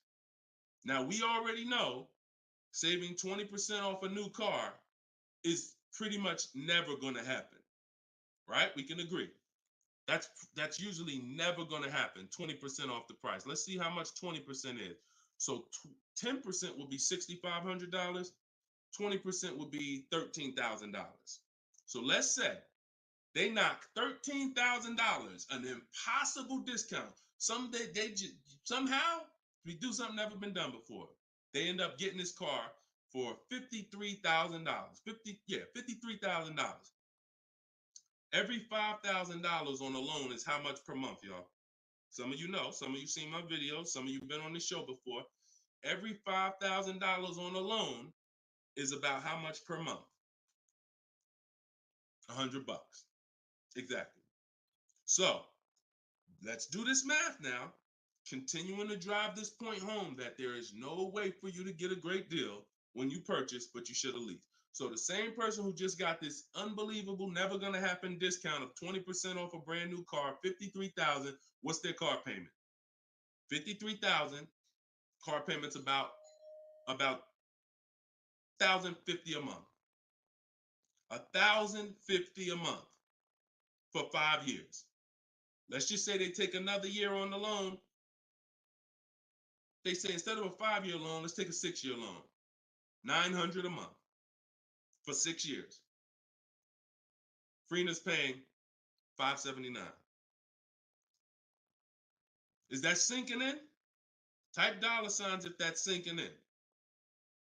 that, whoa, you telling me, Deshone, the same price that this person just got, and she got a ridiculous lease on it, she's paying $579 a month, even if a person got an never gonna happen discount. I literally just took what my man here on Instagram threw out, and he knew he was throwing out something crazy by saying 20%. Even with the 20%, payments $500 a month more than Freener got leasing it. Now let's do one more scenario here. One more. See, all of this is what I'm teaching. This is in my book. This is why the book is 4.9. Goodreads.com. Thank you to everybody who's reviewed the book, Cars from Home, 7 Steps to Saving Time, Money, and Avoiding Dealerships. One more scenario. Let's throw a used car in here. So we already looked at Freener's deal, brand new, great lease. Second, brand new, never gonna happen discount. Now let's throw a used one in there. Let's say somebody says, you know what? I'm looking for a hold on, I want to put that back up, Dolan. Let's keep that up because we're talking about this scenario. So please put Freener's deal back up on the screen, Dolan. Matter of fact, here, I got it right in front of me. All right. So we got third scenario here. Somebody now is saying, all right, I'm gonna find that truck used though. So instead of 65, good price on a used one. Let's say we find one that's like 40% off, 3 years old. Again, I'm using extremes to show y'all. So some of you are like, Deshone, if you're using extremes and it's this different, dang, I've been overpaying by not understanding leasing. Yep. I wish I had Dave Ramsey here. I wish we could get Dave Ramsey on the show. You know, I wish he was in the audience. I wish him, you know, because unfortunately, look, shout out to Dave. I know he has the right heart, the right intentions, but he has the wrong information. He's what I call confidently incorrect. That means dangerous. You're dangerous. When you're confident and incorrect, you're dangerous to yourself and others. So now, used car, somebody gets this car, they knock 40% off the price, and they get one for like $40,000. $65,000 truck. I got one 3 years old. I paid 40 for it. Every $5,000 we just said is about $100 a month. 40 payments, 800. You take a 6-year loan, payments 725. On a used one, we're no longer even talking apples to apples with the vehicle. On a used one, $579 Freener's paying, $725 for a 6-year loan on a used one, 3 years old, 1 year on the warranty left. Then you're on your own. $1,000 a month to buy a brand new one. See, son, you getting mad yet? Are you getting mad yet at the people who taught you not to lease? Now, who should be? Because some of you, if you just tuned in, you might be thinking, oh, Deshone, so should I only lease? No. If you are not keeping your cars 8 years, then you should only lease. Because when you buy, if you keep the car long enough, you can win. Because you're going to pay double what Freener's paying if you buy a brand new one. You're going to pay more on a used one, but eventually you pay off the car, you keep it 8, 10, 12 years. The longer you keep it, you can catch up. You're still not going to, you get what I'm saying? Because Freener's always going to have a payment. If she keeps leasing, she's always going to have a payment. But if you keep buying your cars, trading them in 5 years, trading them in 6 years, trading them in 4 years, you are no way, shape, or form even close to this. You're thousands and thousands of dollars away. There's thousands of dollars more every year coming out of your bank account than someone who understands leasing. Yeah. Tell your parents, tell your cousins, tell your brothers, tell your spouse. This is what I've been ranting about for years, trying to get you to understand. That's why I say there's no way to get a great deal if you don't understand. If your deal's on the wrong foundation, no way to get a great deal. It's impossible, no matter how much you save on the car. Okay? So yeah, we go deep on that today. Good. I'm happy we got a chance to go deep. All right. I see a lot of people typing $signs. You understand. All right, Dolan, shoot the next question up. Skinner, I see you on YouTube, man. It's real. It's real. This is what we do, man. I'm glad we gotta look. I'm the bad news first person, so don't think I gotta share the bad news first, and then but I'm also giving you the olive branch to like you can change this. You can start doing things different. You can start shopping different. You can learn how to make these people bid. So go ahead, shoot the next question up, Dolan. Let's keep them coming. We're Thursday. We're live right now, y'all. So if you just jumped on the show, this is our live 12 p.m. show. Type your questions, and can y'all tap the screen on TikTok? Can we shoot those likes up? Can we? If you're gonna spend time with us and you're getting value out of what we're doing, I need everybody who's getting value hit the like button and start tapping the screen if you're on TikTok, just to show that. Run those likes up. All right, I see it. See y'all lighting it up already. All right, Facebook, James. I'm an old school guy that was told not to let anyone run my credit. I'm not even sure how to download your book. Maybe you could walk us old timers through the process of downloading it. Unfortunately, I teach an online system. I'll be the first one to tell you my system's online. My system's right here in front of a computer. I've worked personally with probably 1,600 people personally in my coaching program since 2021. They got to know how to use a computer. I've had older people who get their children, who get their grandchildren come because and sorry y'all, my eyes are watering. I got a little something trying to jump on me, but we good. But I would be lying to you if I told you this isn't based on because we use copy and paste systems. You're sending emails, so that's one thing I can say. I wish I could, tell you otherwise. But if you want to use what I teach, I mean, now I've had people who get their grandchildren or get their children because my system to get great deals only takes 90 minutes. It only takes 90 minutes. That's why when you go to the page and you see my book, a lot of you are going to see the first thing I say on my website is this will teach you how to get below market deals in as quick as 48 hours. And the time you're putting in to get those deals is probably going to be about 90 minutes once you learn, as I walk you through my 7-step process. But you got to know how to use a computer. So I'm just being real with you. Like, I wouldn't tell you to get the book if you're not comfortable sending emails, copying and pasting, because it is an online system. So I would tell you, call one of your family members who's computer savvy. Tell them, hey, get this book, work this for me, help granddad out, help dad out. And not only are you helping yourself, but they'll now have a skill so that they can learn, so that they're now making dealers bid and they're at home. That's just me being as honest as possible with you. All right. Great question, though. Great concern. Skinner, what's up, my man? Skinner from YouTube. Deshone, what are the bank necessarily looking for different from what the dealership is? Banks want to lend. So think about where you're at right now. Skinner from YouTube just asked, so what is the banks necessarily looking for different than the dealerships? Banks, there's more banks around us that would want to lend us money to buy a car than we know about. So wherever your zip code is, the reason why I want you using the bank bidding war, which I laid out at the beginning of the show, if you just jumped on, you want to go to YouTube, you want to watch the beginning of episode 6, and I break down the bank bidding war. If you don't have my book, if you have my book, then you know the bank bidding war. Now,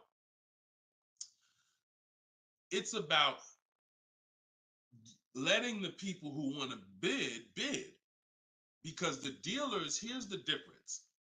It's your positioning. When a dealer knows you don't have any leverage, you haven't shopped bank offers, you're basically waiting for them to tell you what their bank said. Here's usually the conversation. What is the most interest? What is the highest rate you think they'll take? What is the highest rate that we can actually get them? And it might be 6.2, but at 6.2, we make some nice money on the loan. But that's not the best I could do. But I'm not going to give them the best I could do, because what sense does that make? I'm going to give you the most you're willing to pay. So if I go out and say, look, we got you 6.2, your payment's this. If you don't fight them, then that's what's going to happen. But when you have offers, now what you're doing is calling them and saying, look, I got 5.79 from my credit union, or 5.79 from this online bank. If you could beat it, then I'll give you the business. Not only does this make for a good relationship because you're giving them the opportunity versus saying, oh, I'm not letting you get the opportunity. This person has 7, 10 banks. You give them an opportunity, and this is how you guarantee the best rate. So it's not about they're looking for anything different. It's about positioning yourself so that the dealer is now trying to beat the rate you got versus what I just laid out 60 seconds ago when you don't have a rate in the conversation they're having. Leverage, leverage. All right, that's the difference. One gives you major leverage to guarantee you're getting the best offer. One, you have no leverage, and so there's no guarantee, and you'll always drive wondering, man, could I have gotten a lower interest rate? That'll always be in the back of your mind. So we want to eliminate that. All right, great question, Skinner. Go ahead, Dolan. Next one. I don't see too many questions coming in on Instagram. Instagram, where y'all at with your questions today? We getting questions from TikTok. I see a lot of them. Let's go. Oh, there's one. Okay, Body by Michelle. When buying a luxury car with cash, when should I let the salesperson know? Okay. The process of what we teach doesn't change doesn't matter what you're buying. We've had people get Maseratis, get high performance BMWs. I know this works because bidding just works. So first thing you have to do, Michelle, is realize I need to get at least 5 offers, because we're so concerned with how we're going to pay for the car that we're not thinking about which dealer is going to sell us the car for the lowest amount. Now, some of you may have been taught every dealer has the same price. I got this clue when people started saying things like Nissan doesn't have good deals. Hyundai, the deal on the Hyundais right now are terrible. That's either coming from 2 things and they're both wrong that I want you to stop today. Looking at advertisements, commercials, because some people say, Deshone, I look at that. The commercial says that, I got to put down $4,000 if I want to lease that vehicle. That's an advertisement. It's not a deal. It's a custom thing they put together that they want to present to the public. It's not a deal. When you look at what I just showed you with Frina, when you look at Danielle's lease on her Audi A3. She's paying $550 a month, $44,000 Audi A3. She only put her first look. This is her words. Due to circumstances out of my control, I had to lease something quickly. So my program, I told you, as quick as 48 hours, you can get below market deals. This doesn't take days and days and weeks. I took the course last weekend, did all my emailing back and forth because she's in my video program. So I do have my book, and then I have that same book in a video program. You pick. Now, finalized the deal on Sunday, was finally able to pick it up. This is the details. $550 a month, first payment down. Included maintenance, gap insurance, all fees, taxes, registration, 12,000 miles per year. MSRP was $44,000. If we saw a commercial, or if we went on Audi's website right now, that is not what they're advertising for that car's lease. They're probably advertising $479 a month with $3,700 due at signing, plus tax and fees, which would end up, if you wanted to get to this payment, you probably need $5-6 grand up front. That, I'm telling you, stop looking at commercials. Those are not deals. We don't look at commercials to dictate what the deal's going to be. Nothing that I'm ever going to show y'all that people are learning from me is ever going to match a commercial. Second thing that people might be looking at when it comes to what they deem they can get for a car is going into one dealer. That's it. Going to one dealer. What's the price? Oh, wow, that seems high. That's higher than I thought it was going to be. And leaving saying, oh, man, Nissan don't got no good deals this month. No, that Nissan dealer doesn't have good deals. And again, you have no leverage. So the first thing I want you to think about, Michelle, is changing the way you shop so that you can forget about how you're going to pay for the vehicle. First paramount thing is to make sure that I'm getting 5 offers, because we've done the statistics. I got people all around the country shopping that report to me. 80% of dealers are overpriced. I'm telling you numbers that I don't want you to ever forget. 80%. That means out of 100 dealers, 80 are overpriced. 20 are the great prices. So you're not going to walk into a dealer and get a great price, because you have more of a shot of walking into an 80% dealer than you do a 20%. So you stay at home. You could do it my way, which is in my book, totally online. You use my scripts, use my templates, they're copy and paste. Or if you want to do it your way, you can call around and get several quotes. But you need to get at least 5, because you're going to be amazed how different the quotes are. One dealer's charging $550, another dealer's charging this, another dealer's charging this. Hey, that's a $5,000 difference. That's the way it should be. That's the way it should be. Okay? So that's what you focus on, Michelle. Forget it. If you're going to pay cash, keep that in the background. People walk into a dealership all the time. You see it on internet. They make videos about it. Oh, I'm walking in, man, about to get this Lamborghini. Yeah, I want that black one right there. Boom. All right, write him up. Let's get him out of here as fast as possible before he realizes what he needs to ask. Okay, and he don't want to look like he's negotiating. You're going to overpay all the time. People celebrate the cars, but they overpaying for them. So don't focus on how I'm getting the car. Focus on, let me get these offers so I can make sure I get the best price. Once I get the best price, here's the cash. Okay? Great question. Shoot the next one up, Dolan. We're live, y'all. This is our Thursday, 12 p.m. show. We'll be live for about an hour. So we're going to try to get through as many questions as possible, but I don't like to give short answers. And for those of you who like to shine, I want all the answers in one spot. That's in my new book. It's a digital book. It's called Cars from Home, 7 Steps to Saving Time, Money, and Avoiding Dealers. And you can get yours, have everything I teach in one spot. If you get the 75% off price, it's $24. It'll be in your inbox in 5 minutes. You can get it in my TikTok bio. You can get it in my Instagram bio, or on Facebook, YouTube. We got a link in the comment section for you that you can get your copy at 75% off. But it's only for 30 minutes. Once the timer expires, it does go back up to the $97 price. Okay, YouTube, Hanako.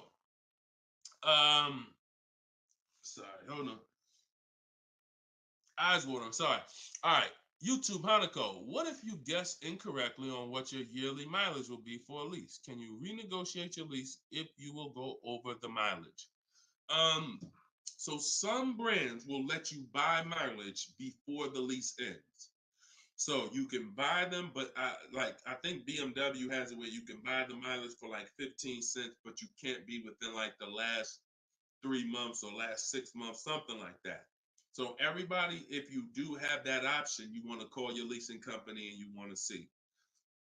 But I teach to estimate your miles. Like I have a chapter in my book. It's not even a chapter. It's like a little section called Choose Your Mileage Wisely, where we walk you through the math. Now, sometimes lifestyle changes. You were working 10 miles from home. Now you're working 30 miles from home. That's understandable. What I like to do is we always do an equity assessment. Who has a lease, but you didn't know you could sell leases? Type of question mark. If you did not know that you could sell a lease, I want you to type a question mark in the comments, because you need to get familiar, and every one of you who are going to be replacing your cars, whether you own it, lease it, anything, you need to get familiar with what we call an equity assessment. Yep, I see a lot of you. So a ton of you have leased cars and you didn't know that you could sell leases. So imagine how much that's cost you so far. Again, I'm the bad news first person. If you dropped off a car without seeing if there was any equity, then you certainly, I mean, there's no guarantee, especially, but if you dropped off a car 2020, 2021, 2022, oh, you most certainly, there's a good chance you had equity because everyone did. And it was to the tune of, 5,000, 7,000, 10,000. If you had a truck, some of these trucks, $10,000, $12,000 checks people were getting. Now those big checks are over because that was a limited inventory thing where resale values were so high. Almost everyone had equity. But you need to make sure you're not leaving 1,000, 2,000, 3,000 on the table in this market. In a normal market, we always do an equity assessment. So if you're going over your miles, you want to do an equity assessment to see if you can sell it. Because if you sell it, you're out of it, and you can just go lease a new vehicle. But so the equity assessment is you call your bank, you get your payoff. You go, once you have your payoff, you want to ask them. It's only for leases. This question, the second question is only for leases. Do I have a third-party restriction? If they say yes, you just need to make a note of that. If you don't have a third-party restriction, and there's several brands that don't, Chase, Toyota, Mazda, there's still a couple leases out there that don't have third-party restrictions, then you're going to go and you can sell to any of the online bidders, highest bidders. You get all these offers. And look, let me be clear on when you should be doing this. Before you ever think about shopping for a car, you gotta take care of your equity. You shouldn't be shopping for a car and then saying, all right, now let me check and see what equity I got. Because now if you don't, you need to know that up front, because if you have $3,000, $4,000 of equity, that matters going into your budget. Maybe you want to apply it to your next deal. Maybe you want to put it in your bank account, but you need to know about it early. That's why it's the second step in my system. I got 7 steps. Equity assessment is the second step. As soon as you think about getting a new car, your first question should be buy or lease. Should I buy or lease? That means, am I keeping the car 8 years or not? And then the second thing is equity assessment, because that's going to tell you your positioning with your current car. So once you get your payoff, you go to the Carvana, CarMax, Driveway, and you look, you do what you want. I would not suggest you be lazy in this. This takes 20, 25 minutes, and this is your money. So you go to those websites, CarMax, Carvana, Driveway, Kelly's Blue Book Instant Cash Offer, hold on, Auto Nation Sell My Car, and Car Google Sell My Car. 6 offers. 6 cash offers, and that's going to tell you your equity position. That's once you know that, because some of you are going to do that and find out you got negative equity. Now you have to plan accordingly. Some of you are going to do that and find out you got 4,000 of equity. Now you got to plan accordingly. Some of you in leases are going to do that and find out you have no equity, in which case, I just need to wait until my lease is up. I can't get out early. But so the equity assessment tells you how you can move to the next step. Okay? So that's what you focus on. That's what you focus on at this particular step. Okay? Go ahead, shoot the next question up, Dolan. All right, we're getting a lot more. I'm gonna try to go faster, but go ahead, shoot the next one up, Dolan. This one's Instagram. That's my man that I said I didn't want to butcher your name. Might even be a woman, so I'm not even gonna try to pronounce the name, but my lease is up in 6 months. I would like to lease again. Is my current lease going to hurt me when trading it in? Equity assessment. I'm glad you asked that. Equity assessment. That's the game. See, those are the questions that gets answered with the equity assessment. Is my lease going to hurt me or help me? Do the equity assessment and you'll know. Now, if you have a third-party restriction, then we can't sell direct to these online buyers. We have to sell to a local car dealer of the same brand. So I have a script in my book where I walk you through talking to used car managers so that you can actually sell your car locally to them. You're selling a 2 or 3 year old car, usually good mileage for most. We need to sell that car to a local used car dealer, but we are still getting bids. We're not walking in. This is what a lot of people did. You may have did it. Man, I got a third-party restriction. I'm going to just walk into the dealer. hey, yeah, look, I know I got equity. You don't realize how you're making it hard for someone to even help you because you don't know how much equity you got, and now you're coming in and you're not really saying what you know. When you're at home and you're talking to managers, you're talking to people and getting offers for that car, you can speak intelligently. And we only talk to used car managers in those cases. But that's only if you have a third party restriction because some people, another thing they were doing is buying their cars and then turning around and reselling them. Reason I never do that is because and nobody who's listened to me even throughout the pandemic, I don't think we had one person do that, is because when you buy, you pay taxes, you pay fees. So yeah, if I had 5,000 in equity and then I buy the car and resell it and then I pay 4,000 in taxes and fees, by the time the title gets to me and all of that, I might break even. When we sell direct to a used car manager or a local dealership, we don't pay those fees. So although they might not pay, they're not going to pay as much as CarMax, Driveway, and any of these online bidders, we still get offers from them because we don't have to. They're not going to pay those fees. We're not. Those fees aren't going to come out of our profit. Okay. Equity assessment. Again, D. I'm gonna just call you D. Go ahead. Next question, Dolan. Exactly. Exactly. Auto advisor. Equity assessment. How'd you come up with the auto advisor? That's so funny. I'm just not used to seeing, I'm not used to seeing anything that says the auto advisor unless it's there's a lot of Deshone the Auto Advisor accounts going around inboxing people to buy crypto. I don't do anything but car education. So if it ain't about Cars from Home, my book, if it ain't about Cars from Home, my video library, it ain't about my coaching program, then it is not me. Stephanie from TikTok.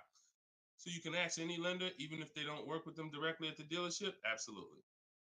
These people lend money. They don't care about selling you a car. People that lend money want to give you a loan.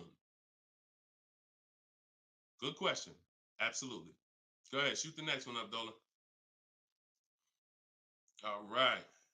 Everybody getting value out of the show so far? Type dollar signs. Let me see the dollar signs. If you're enjoying and you're getting value out of this show, by the way, for those of you who just came, this is live. This is our Thursday live show. We rebroadcast these shows throughout the day, so that everyone can rewatch them. So you might see a rebroadcast, but Monday, Tuesday, Thursday, and Friday, 12 p.m. and 3 p.m. is when we're actually live. So when your coworkers, your family is talking about car shop, you want them here 12 p.m., 3 p.m. We're actually live Monday, Tuesday, Thursday, and Friday, Eastern time. All right. This one's from Instagram. How do you get a great lease deal? Bids. It's the only way. Because all right, so I'm gonna give you an example of how not getting bids will actually deceive you, and you could possibly think you got a great lease deal. So this is Charles. He got a Palisade. Palisade's probably one of the top 5. Definitely throughout the pandemic, it was probably top 5 most popular, SUVs. People were overpaying, and I don't want to, I don't, you might have one. And, unfortunately, a lot of people overpaid for these, and they're still overpaying for them. So he reached out to 3,500 dealers. Now he used my system. So this probably took him about 25 minutes. I have something in my book. My strategy is called the 25 to 5. What that is we're connecting with 25 dealers online.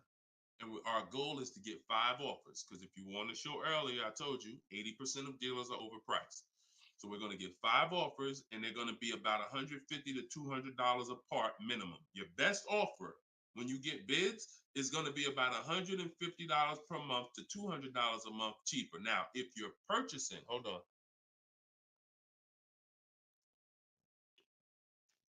All right. Now, if you're purchasing, you're going to see, for those of you who are buying new cars, because we have several people that do that, you're going to see that there's about a $5,000 difference minimum between your best offer and your worst offer. So let's say I was buying this Palisade. When I get my bids, my best offer to my worst offer is going to be close to $5,000 difference. That's when you know you're doing it right. because we get below market car deals. Some people get market value car deals. Some people pay above market value car deals. Depends on the skills they have. So he got bids. He did this, used my system.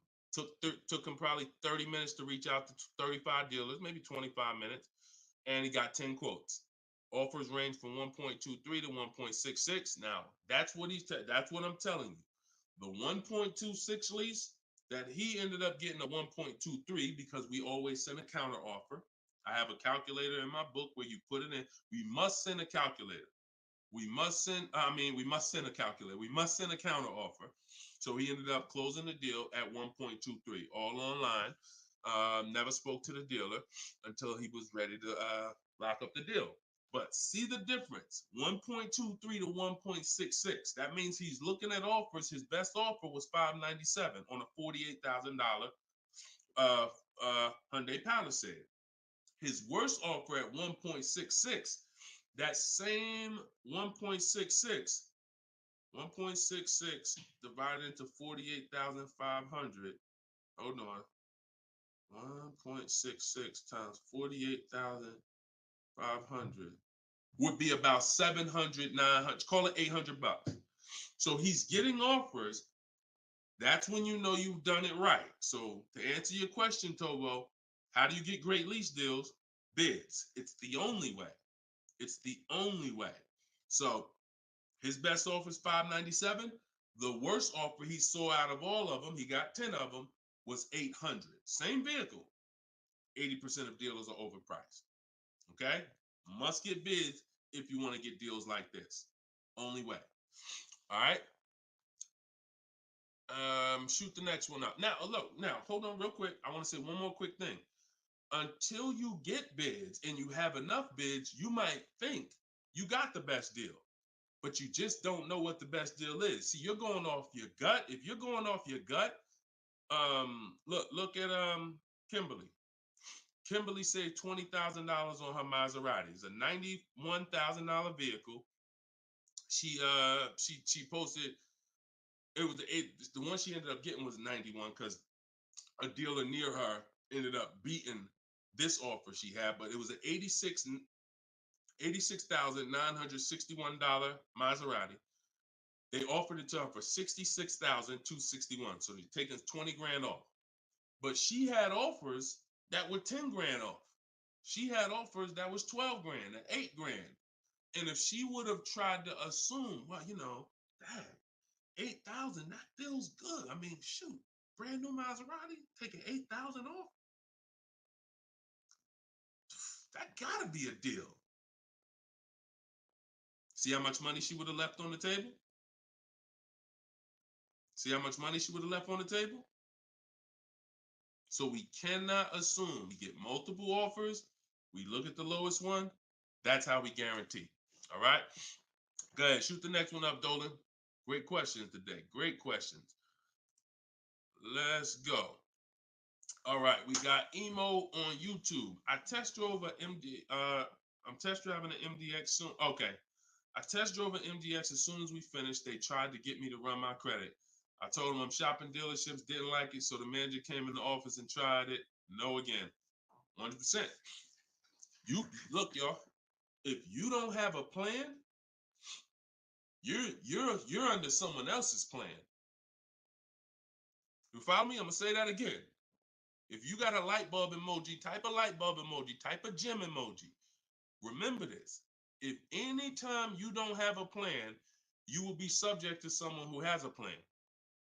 And there's nobody that has a plan like car salespeople. We know what we're doing. We are not trained in much. We're not trained in finance like we should be. We're not trained in buying versus leasing like we should be. We're not trained in resale values like we should be. We're not trained in insurance products like we should be. There's more insurances to consider with a car than there is a house. Kid you not. Extended warranty, that's an insurance policy. You might use it, you might not. Tire and wheel, that's an insurance policy. Gap insurance. You have auto insurance. There's multiple insurances that you need to consider in this business, when you're buying a car, when you're leasing a car. We're not trained in none of that like we should be. But what we are trained in is how to make sure we have enough information to sell you what we want to sell you. And so if you don't have, and the people with the least integrity, they are certainly going to try to pin you down with the credit check. Can't give you a credit. I can't give you a quote without your credit. Come in. I need you to be here. When can you come? First question they ask, you all right? Who's getting phone calls from dealers right now? Raise your hand and type me if you're getting phone calls from dealers right now for any reason. Bring your car in early. Hey, your lease is almost up. Hey, I saw that we can get you in a new car. We can keep your payment the same. Look, nobody's business. If you're getting phone calls from dealers right now, type me in the comment. Look, Skinner said they blowing me up. So understand the reason why they're doing that is because they want to pin you down. It's just come on in. When can you come in? When I can come in, I get you to talk. Numbers in here, it means you're pinned down. You cannot do this. You're losing all your leverage. So that's why I'm telling you, you're going to shop with a plan if you're following what I'm telling you, if you're following what I teach. Some of you have my book already. Shout out to those who have my book. We're rated 4.9 on Goodreads.com. Appreciate everybody who's reviewed the book. You can get yours for 75% off. It's normally $97, but in my TikTok bio, 30 minutes only, you can get it for 75% off. Instagram bio is $24 if you get the deal in the comment section. But you must have a plan because they have a plan and you don't know who you're dealing with. So that's all I can tell you. But I'm glad you stuck to the guns. Even under the pressure, you didn't let them run your credit. You stuck to the guns. Way to go. All right, go ahead, Dolan. This one's from TikTok. Better to buy used or new? Planning to keep longer than 8 years. Thank you for all that information. Letting me know you understand the 8-year rule. I appreciate you. That's a matter of, okay, so if I'm buying to keep more than 8 years, right? Only question between new or used is a question of budget. Can you get everything you want and need in a new car for your budget? Once you get all your bids, can you get all those bids? Is the best bid that's going to win your business on a new car in your budget comfortably, then get a new car. But now some of you can't afford a new car that covers all your needs. Needs are the most important thing you need to think about. You need to know the difference between wants and needs. Needs is, I got 3 children, I need a third row. Need is, I drive on the highway a lot. I need a car that has good acceleration. That's needs. Needs are things where if you don't get them, you're not going to like the car, you're going to trade it in because it's not doing the basic things you need it to do. That's needs. Wants is, I like to have the sunroof. I don't need it though. But if I can get it in my budget, I'll take it. I like to have this. I like to have that. These are wants. You got to know the difference. Unless your budget can buy everything. But if you can't get everything you want and need in a new car for your budget, then we go used. But if you get everything you want, there's plenty of people who are like, you know what, Deshone, I am a long-term person. I'm keeping more than 8 years. I could afford both. I only get a car every, only once a decade. I want to get a new one. That's fine. And some of you are like, you know what? I really want to go with even more value. So I'm gonna look to get a pre-owned one, not 30% off the price, 20% off the price, 40% off the price. That's fine too. There's no right or wrong there. Just go through it and pick the one that works for you. Great question. Okay. And now I haven't told you while you putting the next question up, Dolan, my process for shopping for new cars and leases is totally different than the process we teach on shopping for used cars. It's entirely different. One is called the 25 to 5, where we're reaching out to 25 dealers online, connecting with them, looking to get 5 offers. The other one is the multiple marketplace strategy, where we're on all the online marketplaces where used cars are, and we're narrowing down. We're looking at the used car market, the low prices. We're turning on alerts on our phone so we get notified whenever there's a new car that pops up. Totally different process. Both are online. But with a used car, we cannot do 100% of our transaction online. Sometimes with new cars, we've had people who never left their house. They just went to test drive the car and everything was done online and the dealer delivered the car to them. That's fine because it's a new car. No one drove it. With a used car, we must test drive. So we can only do about 90% of our process with used cars online. 10% has to be in the dealer. Okay. Miss Dollface on Instagram. When is the best time of the month to purchase a car? There is no best time. And I'm going to tell you why. I know you probably, what's the time that you've been taught? I want to hear from you. Like, go to your keyboard right now. What is the time that you've been taught is best during the month to buy a car? And we got a bunch of people on here, a bunch of different people. Tell me the time that you've been taught is the best time to buy. And then I'm going to tell you why that's not the best time. Right? And I know what everybody's going to say. We all going to say the same thing because we were all taught. Well, now I can't say we, because I was in the business. Exactly, HBD, end of the month. Cherie said November.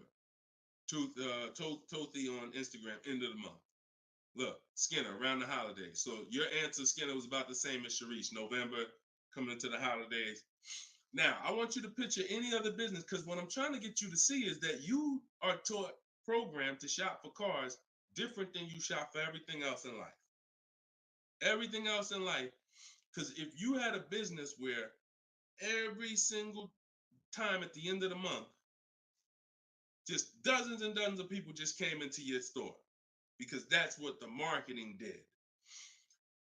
Are you more, and let's really use some real terms here. Are you more desperate to sell something when the store is packed? Or are you more desperate to sell something when the store is empty? See, I want to tell you a story.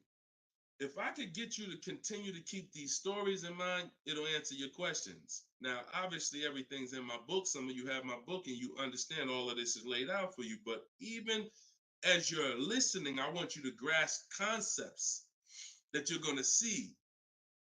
Are you more desperate to sell something when the place is exactly, Toothy, when the place is empty? Place is empty. If I got a store and I haven't opened up that register all day long, it's daggone 5 p.m. I haven't seen one customer. I'm desperate. But if the store is packed, man, I ain't thinking, what are we giving deals for? You know what I'm saying? What are we giving deals for? The place is packed. We're not desperate. So the marketing is great. The marketing makes you think, oh, end of the month, we're getting the best deals here. There's clowns up here. They got daggone balloons. They got the guy outside with the arms blowing. They got signs everywhere. This is what the place is a carnival. Why do we need to give away these cars? No. You don't want to be sitting next to somebody and Jim drives off with a car and Jim like, all right, man, have a good one, man. Yeah, you here too, man. We was here the same time. Great. Yeah, man, I'm going. And you sitting there and you going to say no to a deal. Salesman looking at you like, hey, look, do you want it or not? Because, we're real busy. It's people waiting in line. You let me know.